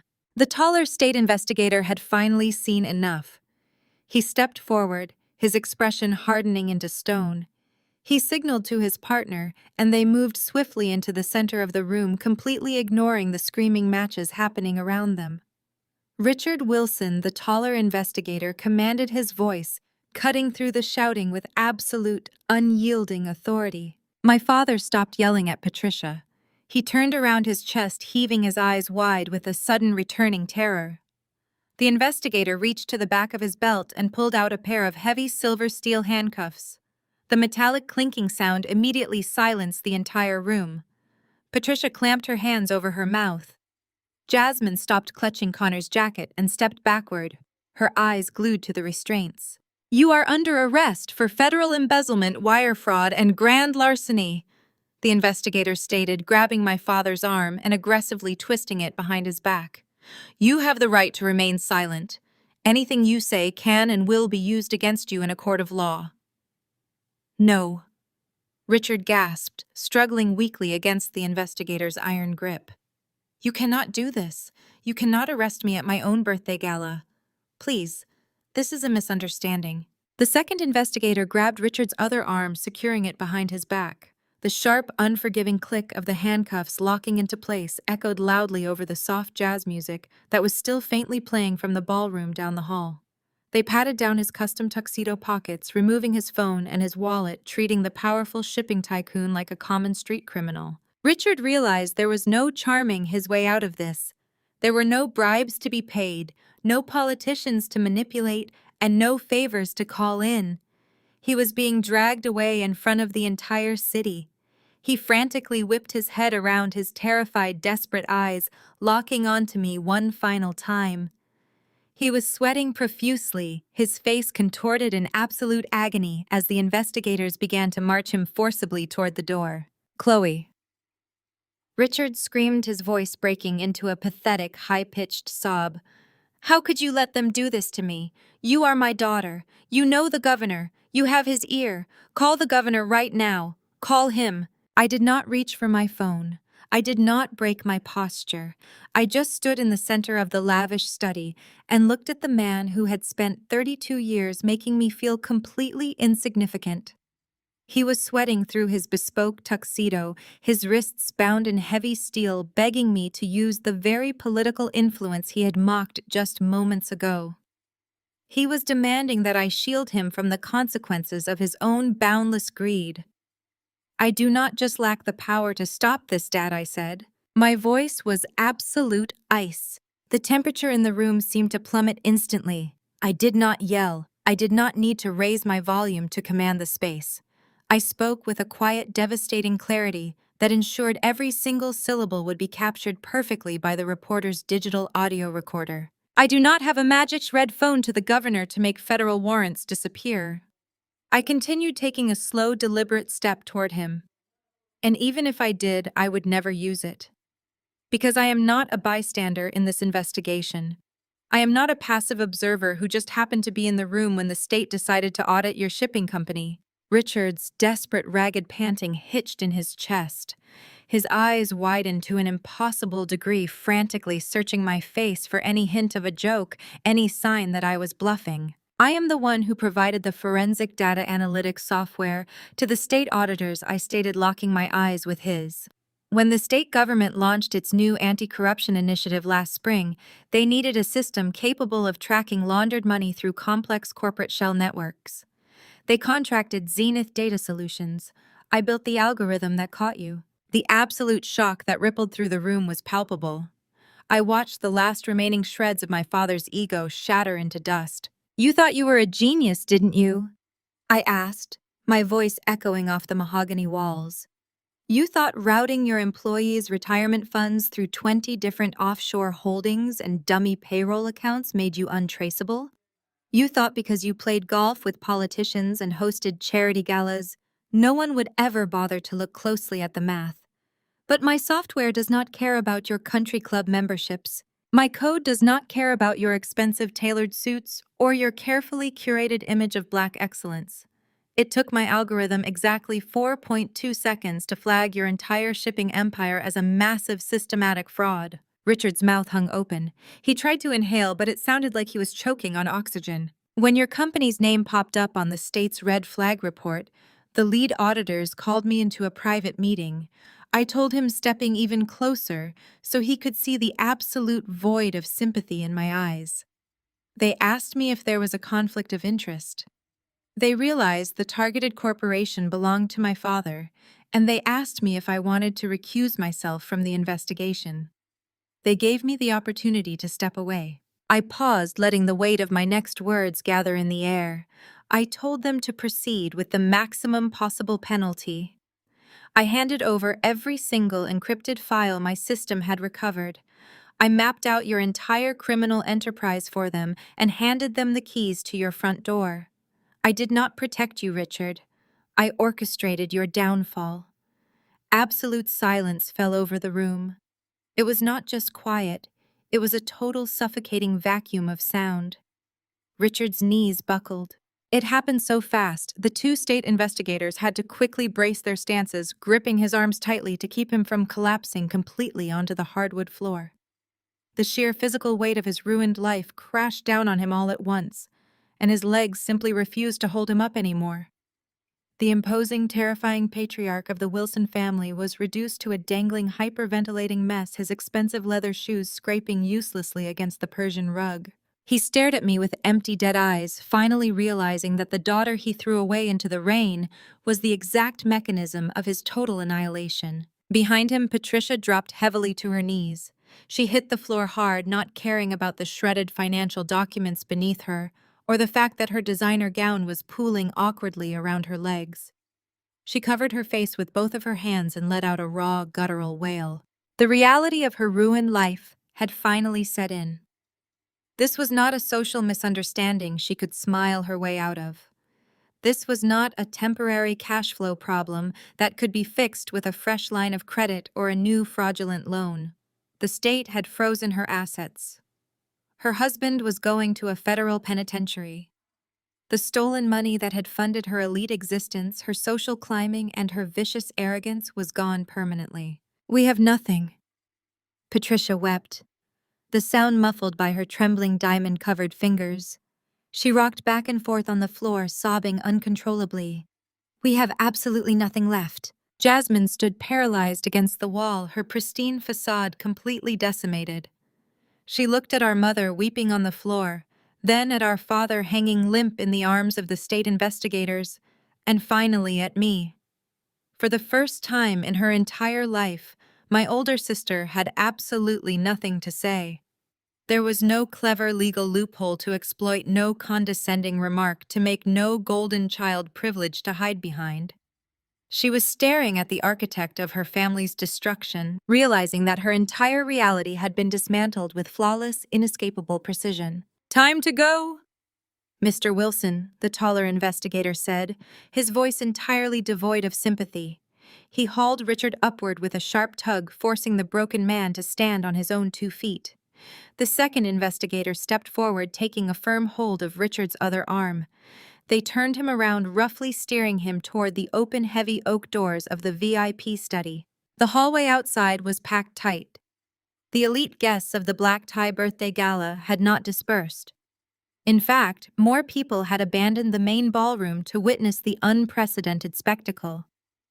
As the investigators marched Richard forward, the dense crowd of wealthy Atlanta socialites, business partners, and politicians parted straight down the middle, creating a silent, suffocating corridor of absolute judgment. Richard was forced to walk the gauntlet. He dragged his feet, his head bowed, his shoulders slumped in utter, irreversible defeat.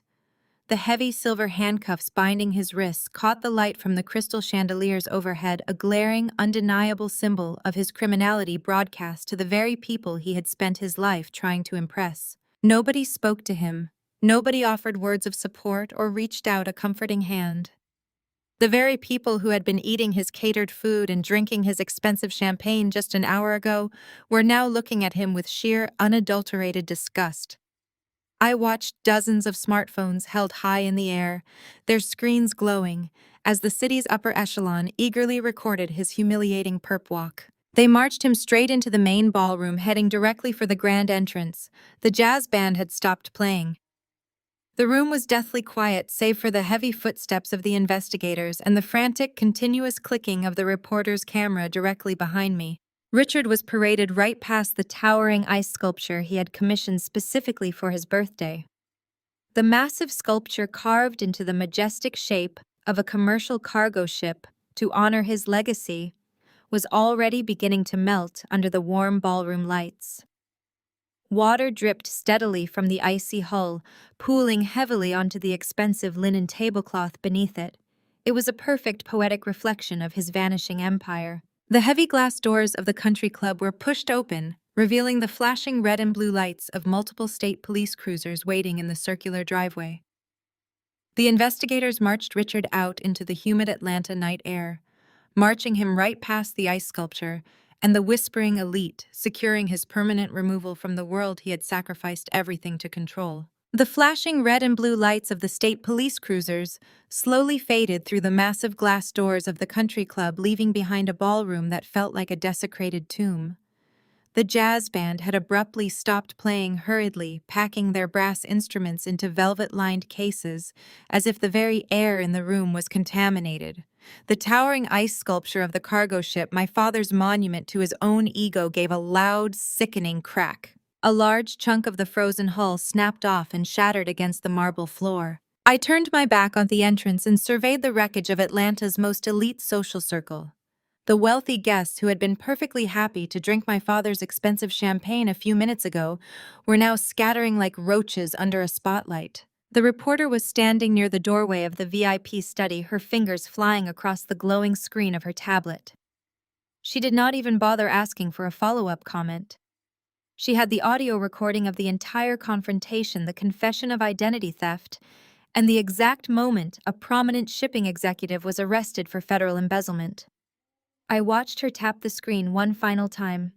She looked up, caught my eye, gave a sharp professional nod, and briskly walked out the side exit. 10 seconds later, a synchronized, terrifying sound echoed across the entire ballroom.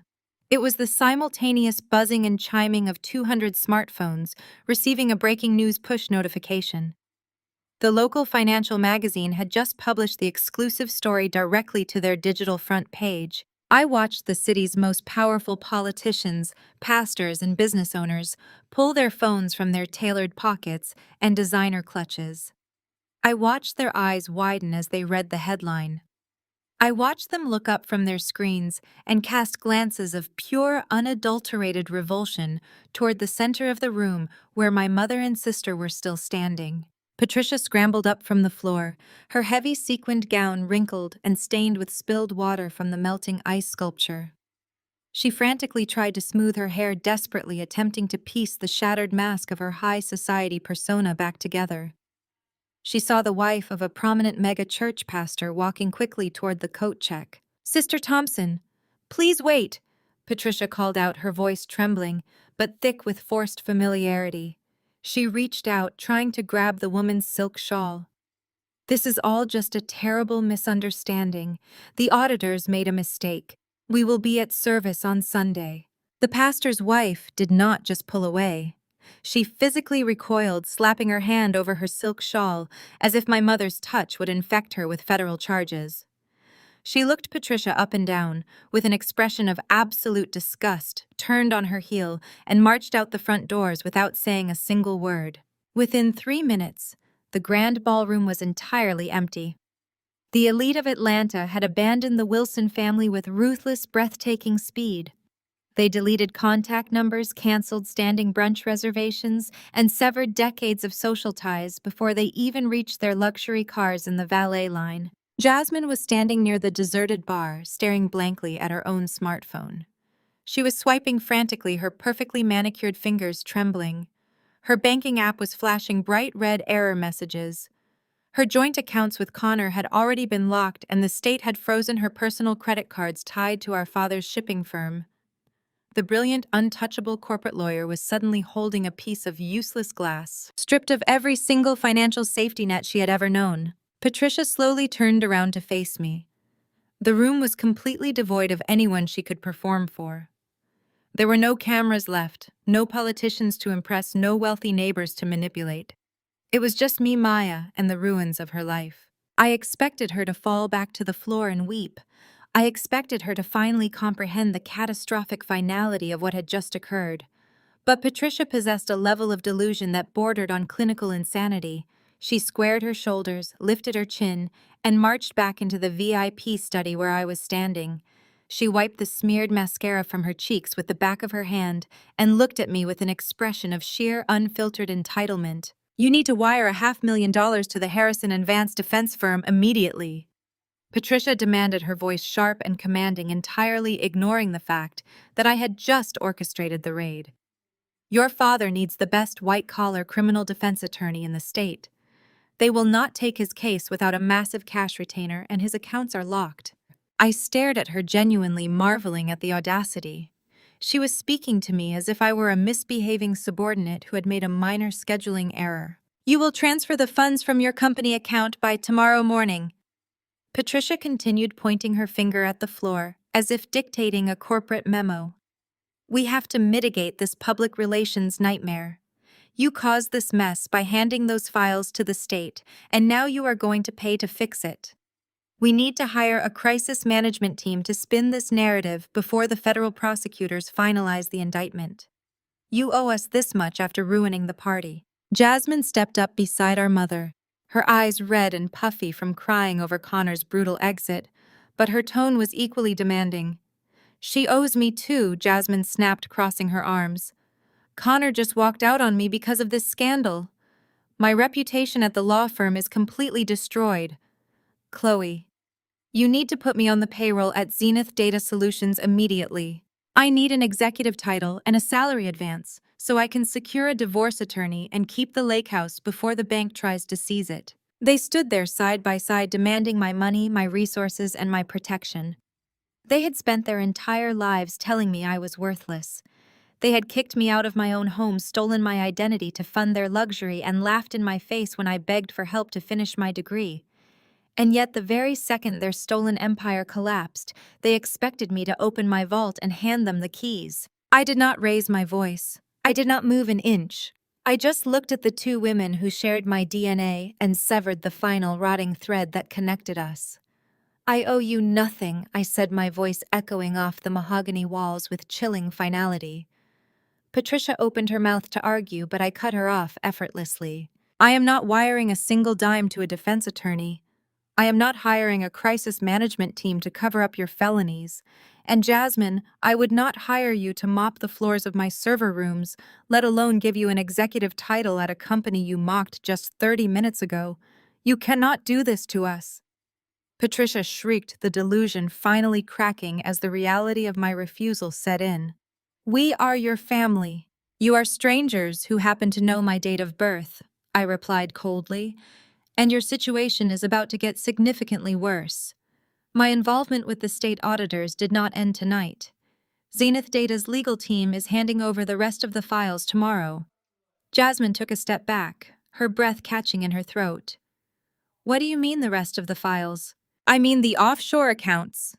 I said, maintaining absolute, relentless eye contact. I mean the fake charitable foundations Mom used to wash the stolen pension money. I mean the wire transfers Dad sent to Connor's private equity firm to buy your lifestyle. I gave the investigators the map to the shipping company tonight. Tomorrow morning, my legal team is handing over the detailed blueprints of your personal finances. They are going to audit every single pair of designer shoes in your closet.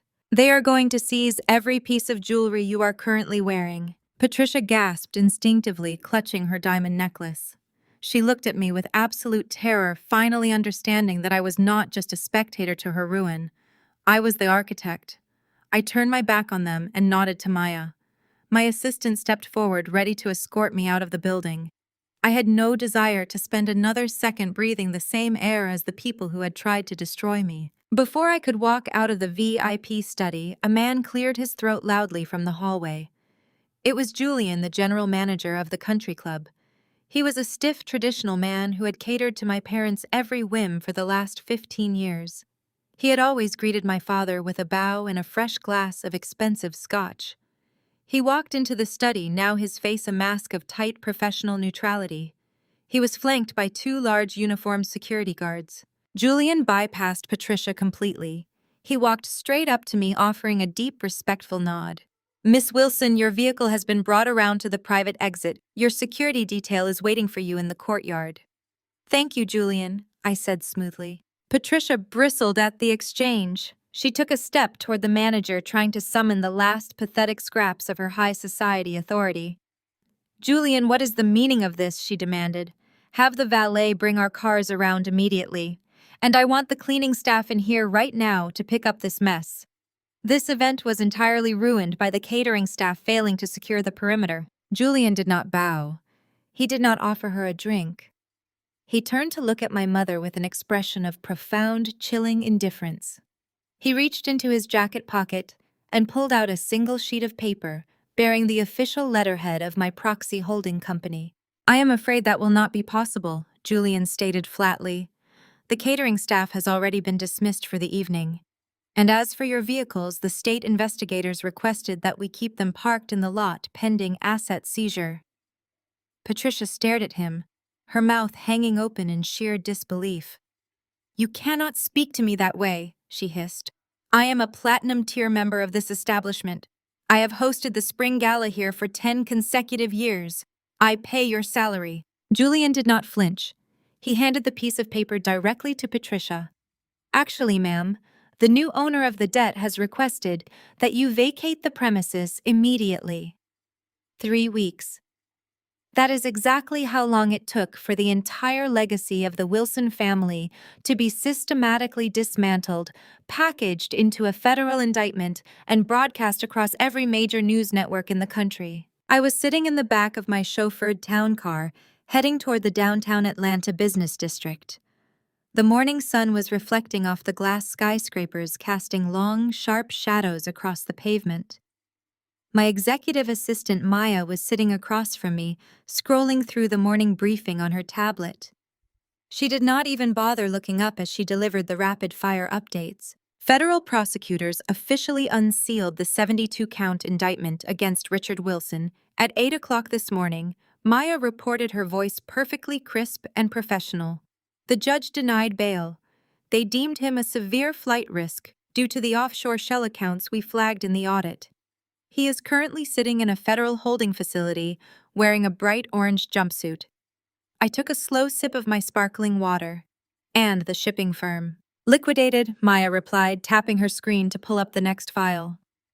The state seized the remaining commercial assets at dawn to begin paying back the employee pension fund. The Wilson Commercial Shipping logo is currently being scraped off the side of their corporate headquarters.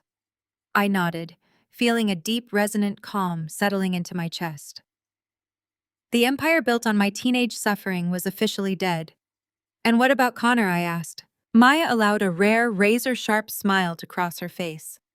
Connor is having the worst month of his entire life.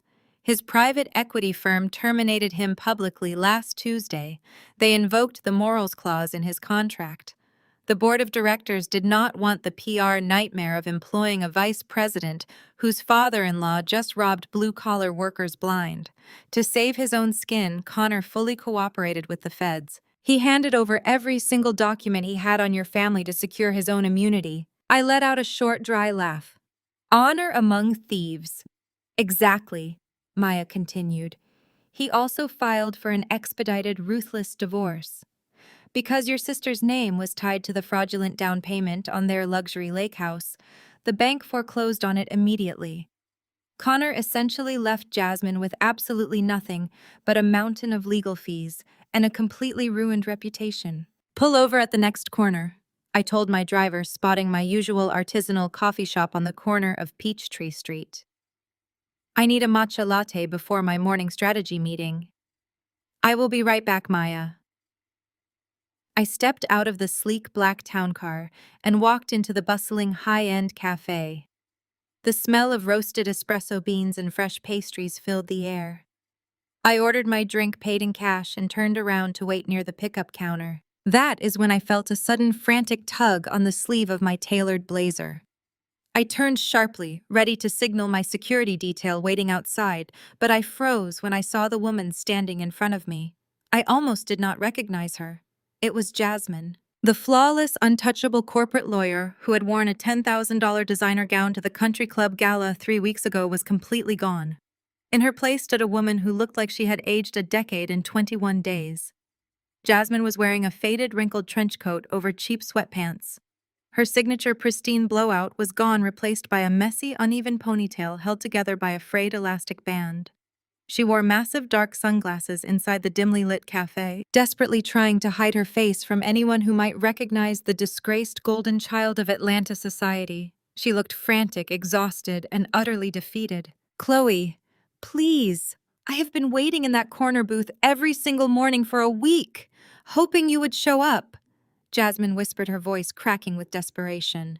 She glanced around the cafe, nervously terrified that a former colleague or country club associate might spot her. I took a deliberate step back, physically removing my blazer from her trembling grip. Do not touch me, Jasmine. What do you want? Jasmine pulled her sunglasses down the bridge of her nose. Her eyes were bloodshot, and dark, heavy bags hung beneath them. She looked completely broken. I have absolutely nothing. Jasmine gasped, the words tumbling out of her mouth in a pathetic, rushing stream.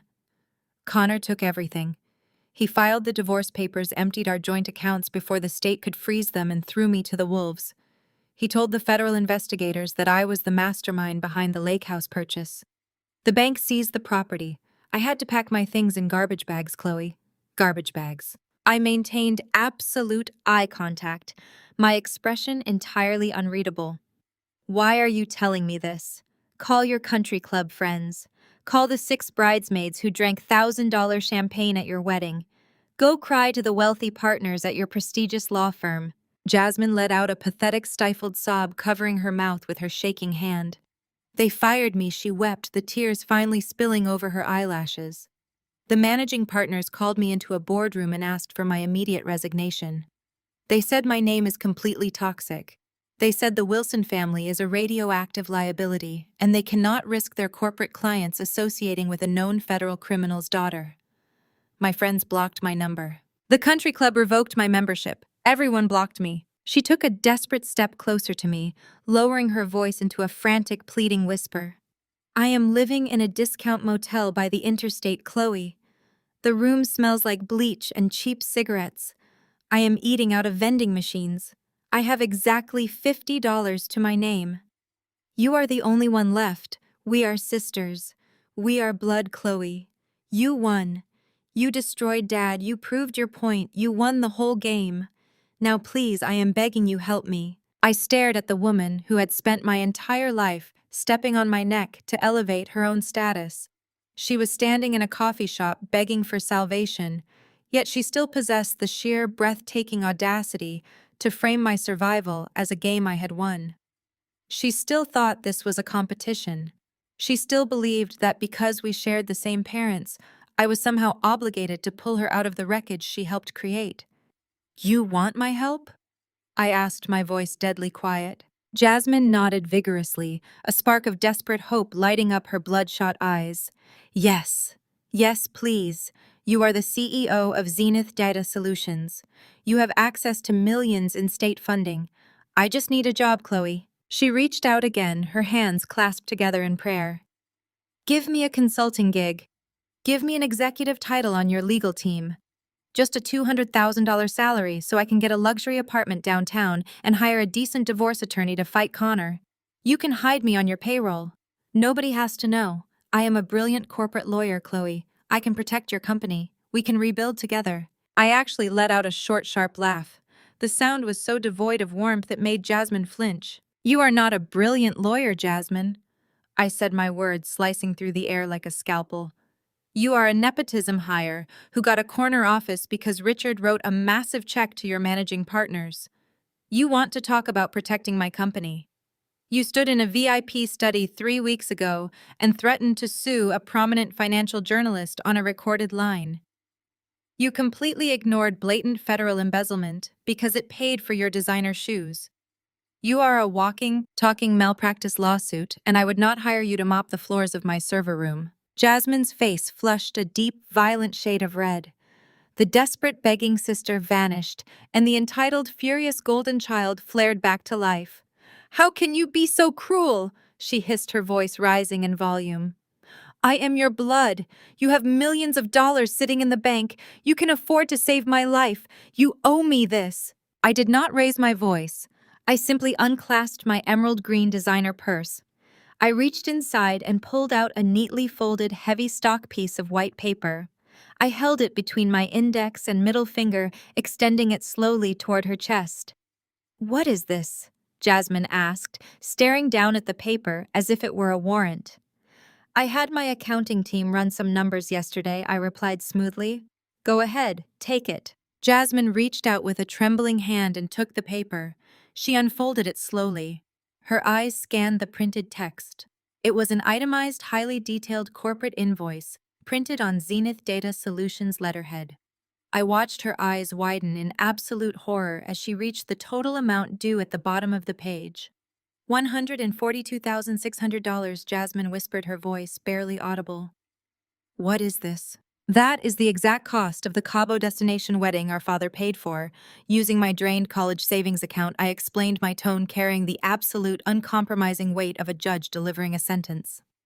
My accounting team took the original $80,000 that was stolen from me, and they applied 14 years of standard market compound interest. Jasmine looked up from the paper, her mouth hanging open in sheer disbelief. You are billing me for my own wedding.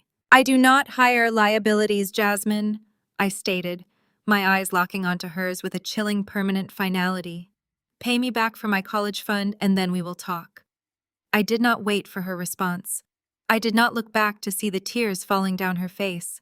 I simply turned on my heel, grabbed my matcha latte from the counter, and walked out the glass doors into the bright Atlanta morning. The gleaming glass and polished steel atrium of Zenith Data Solutions was designed to be intimidating. I built this corporate headquarters to reflect the absolute precision of my code. Every surface was immaculate, every employee moved with quiet, focused purpose, and the security was tighter than a federal bank. I was standing on the second-floor mezzanine reviewing the final expansion metrics for the state healthcare contract on my tablet when a shrill, hysterical voice shattered the professional silence of my building. Do you have any idea who I am? I demand to see the chief executive officer right this instant. You work for my daughter. I did not need to look over the glass railing to know who was causing the disturbance. That aggressive, entitled screech had haunted my nightmares for years. I slowly lowered my tablet and stepped up to the transparent balcony overlooking the main lobby. Patricia was standing in the center of the Italian marble floor, completely surrounded by the reality of her downfall. The flawless high society matriarch was entirely gone. She was wearing a vintage tweed designer suit that looked at least 4 seasons out of date, likely the only thing she managed to grab before the federal agents changed the locks on her closets. Her matching handbag was visibly scuffed at the corners. Her hair, which she used to spend hundreds of dollars a week maintaining at exclusive salons, was frizzy and flat, hastily pinned back in a messy clip. She looked absolutely frantic, waving her arms wildly at my front desk reception team. Maya, my executive assistant, had already descended to the lobby floor to intercept the chaos. Maya stood perfectly still, a clipboard resting against her hip, projecting an aura of absolute unbothered authority. "Ma'am, I am going to have to ask you to lower your voice," Maya said, her tone smooth and dangerously polite.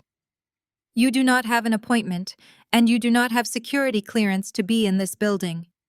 If you do not step back from the reception desk, I will have you physically removed from the premises." Patricia bristled, her face flushing a deep, angry red.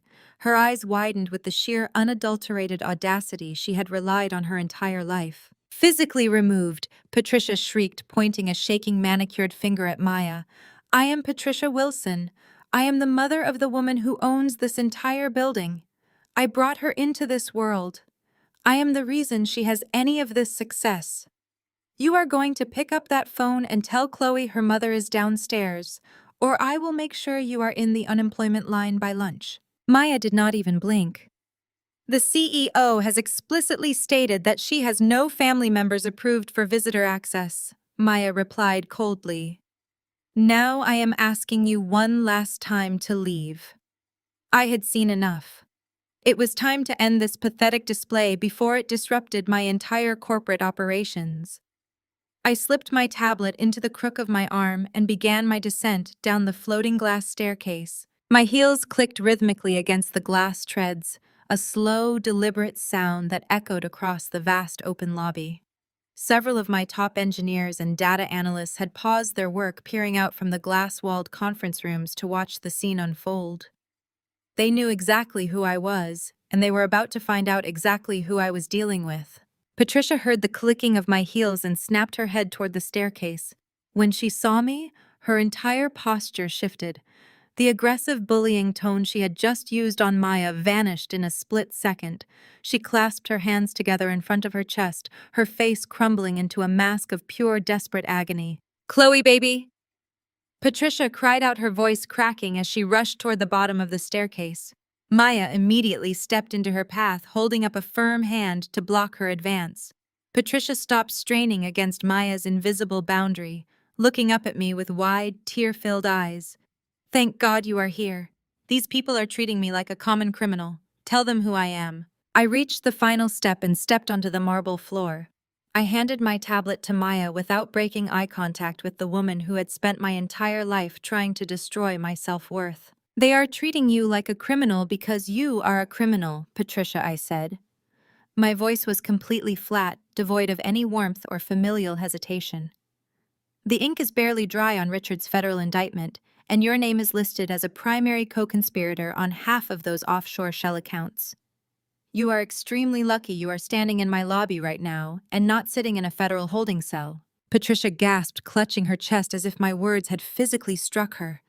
She looked around at the employees watching us from the glass corridors, suddenly realizing that her humiliation was a public spectacle.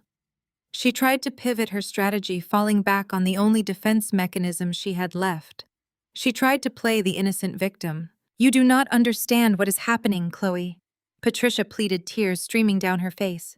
"Your father lied to me. He controlled everything. I did not know about the embezzled pension funds. I did not know the shipping company was bankrupt. I was just a traditional wife supporting my husband's career. He kept me entirely in the dark. We are victims, Chloe, both of us. Richard victimized us both, and now we have to stick together." I stared at her, genuinely amazed by her boundless capacity for self-delusion. She was actually trying to align herself with me. She was trying to rewrite 32 years of history right there in my corporate lobby. A victim. I repeated, my voice sharpening into a lethal blade. You expect me to believe you were a helpless bystander. When I was 20 years old, working double shifts at a diner just to pay for my community college textbooks, you hosted a $10,000 charity luncheon at the country club. I remember it perfectly, Patricia.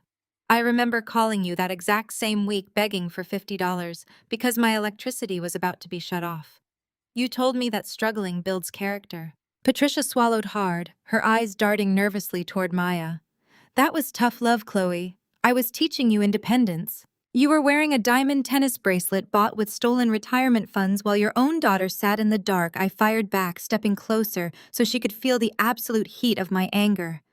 Do not stand in my building and pretend you did not know where the money came from. You happily signed those fraudulent tax returns every single year so you could keep playing Queen of Atlanta society.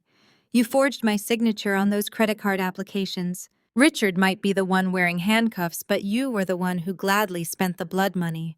You are no victim. You are a parasite. The harsh, undeniable truth stripped away the last remnants of Patricia's pride. She realized that gaslighting me was completely impossible. I held all the power, I held all the money, and I held the absolute reality of her crimes. The dignified, haughty matriarch completely collapsed. Patricia's knees buckled. She dropped straight down onto the cold, hard Italian marble floor of my lobby. It was not a calculated, elegant swoon. It was a raw, pathetic surrender. The woman who used to critique the posture of other socialites at high society galas was now kneeling on the ground in a wrinkled trench coat, openly weeping in front of my receptionist desk. "Please, Chloe," Patricia wailed, grabbing the hem of my tailored trousers. I stepped back quickly, pulling my clothes out of her desperate grasp. They took everything. The federal agents came to the house yesterday morning. They gave me 20 minutes to pack a single suitcase. They changed the locks on the mansion. They seized my bank accounts, my vehicles, everything.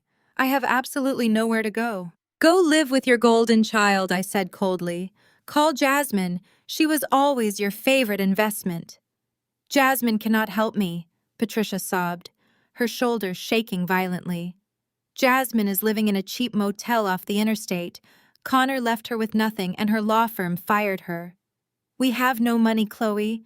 We have no friends left. Every single person in our social circle has blocked my number. I am completely alone. She looked up at me from the floor, her face stained with running makeup and raw desperation. Let me stay in your guest house, Patricia begged, her voice echoing pitifully across the lobby. I know you have that massive estate in the hills. I just need a place to sleep. I just need a roof over my head until my lawyers can sort this out. I will stay out of your way. I will not bother you. You cannot leave your own mother out on the street. Blood is thicker than water, Chloe. You are my daughter. You have to save me. I looked down at the woman kneeling at my feet. I looked at the mother who had slapped me across the face just 3 weeks ago for daring to exist in the same room as her. I looked at the woman who had watched my father kick me out into the rain and said absolutely nothing. I reached into the pocket of my blazer and pulled out my smartphone. I did not break eye contact with Patricia's tear-streaked face as I unlocked the screen. I raised the phone, my thumb hovering deliberately over the keypad. I pressed the speed dial button for the building's central security office. My thumb hovered over the speed dial button on my screen. Patricia's sobbing echoed off the Italian marble floor, a desperate, hollow sound that would have shattered my heart a decade ago. Now it was just background noise. Chloe, please, Patricia wailed, her hands reaching out but hitting empty air as I took a deliberate step back. You have to save me. I gave you life. You gave me life, and then you spent 32 years trying to squeeze every ounce of value out of it. I replied, my voice steady and cold. I pressed the call button. 2 rings later, the head of building security answered. I instructed him to send an escort to the main lobby immediately. Patricia scrambled to her feet, her outdated vintage tweed suit bunching awkwardly around her hips. You cannot do this to your own mother. I will be homeless by tonight. I will be ruined. Blood is thicker than water, Chloe. I looked directly into her frantic, bloodshot eyes. Blood is thicker than water, Patricia, but it does not pay back stolen money. You made your choices the day you decided my credit score was your personal checking account. You made your choices when you stood by while Richard threw me into the street. We are done. The heavy glass doors of the elevator chimed, and two security guards stepped out, their dark suits a sharp contrast to the bright gleaming atrium. They flanked Patricia instantly, their expressions professional but unyielding. "Ma'am, it is time to leave," the taller guard stated, placing a firm hand on her shoulder. Patricia fought back, thrashing against his grip, screaming my name. "You are an ungrateful wretch. You are going to regret this. The whole city will know what you did to your family." I did not flinch. I did not move a single muscle as they dragged her toward the revolving glass doors. "The whole city already knows what you did to yourselves," I called after her. The heavy glass doors rotated, swallowing her screams and spitting her out onto the hot Atlanta pavement. I watched her stumble toward the curb, looking frantically for a luxury car that was never coming. She was entirely alone. I turned back to the lobby. My employees had watched the entire exchange from the glass corridors above. There was no pity in their eyes, only absolute respect. I nodded to them, and they immediately returned to their work, the synchronized hum of my empire resuming its rhythm. Maya stepped up beside me, holding out a sleek silver tablet. The screen was blinking with a high-priority incoming call. "The governor is on line 1, Maya said, a sharp, triumphant smile playing at the corners of her mouth. "He wants to discuss the national expansion of the healthcare contract." I took the tablet from Maya, my fingers sliding across the glass to accept the call.